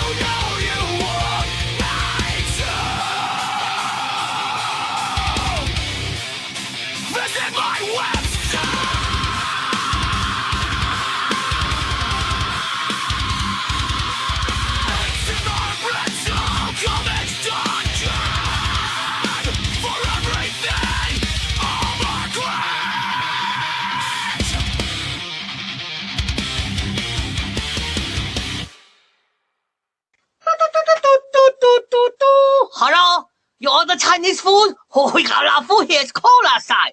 Oh, you fat fuck. You got egg roll. You got dumplings, spare ribs. You got everything. Everything.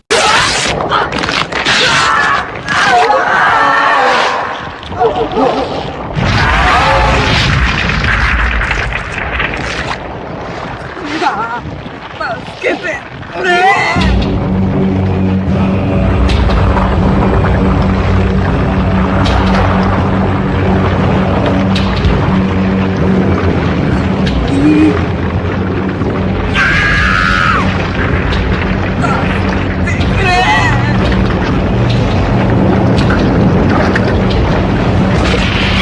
大元々の契約では。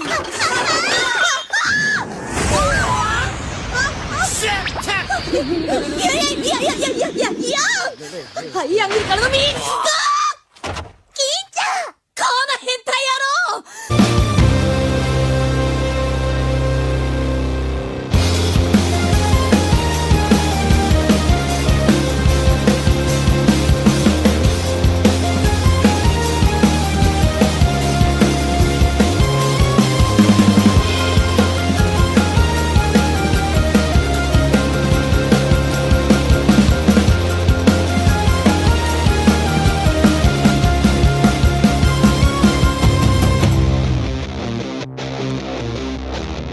2010, at the peak of my career, I signed one of the biggest deals. And I thought that money and things would change my life, but I was so wrong.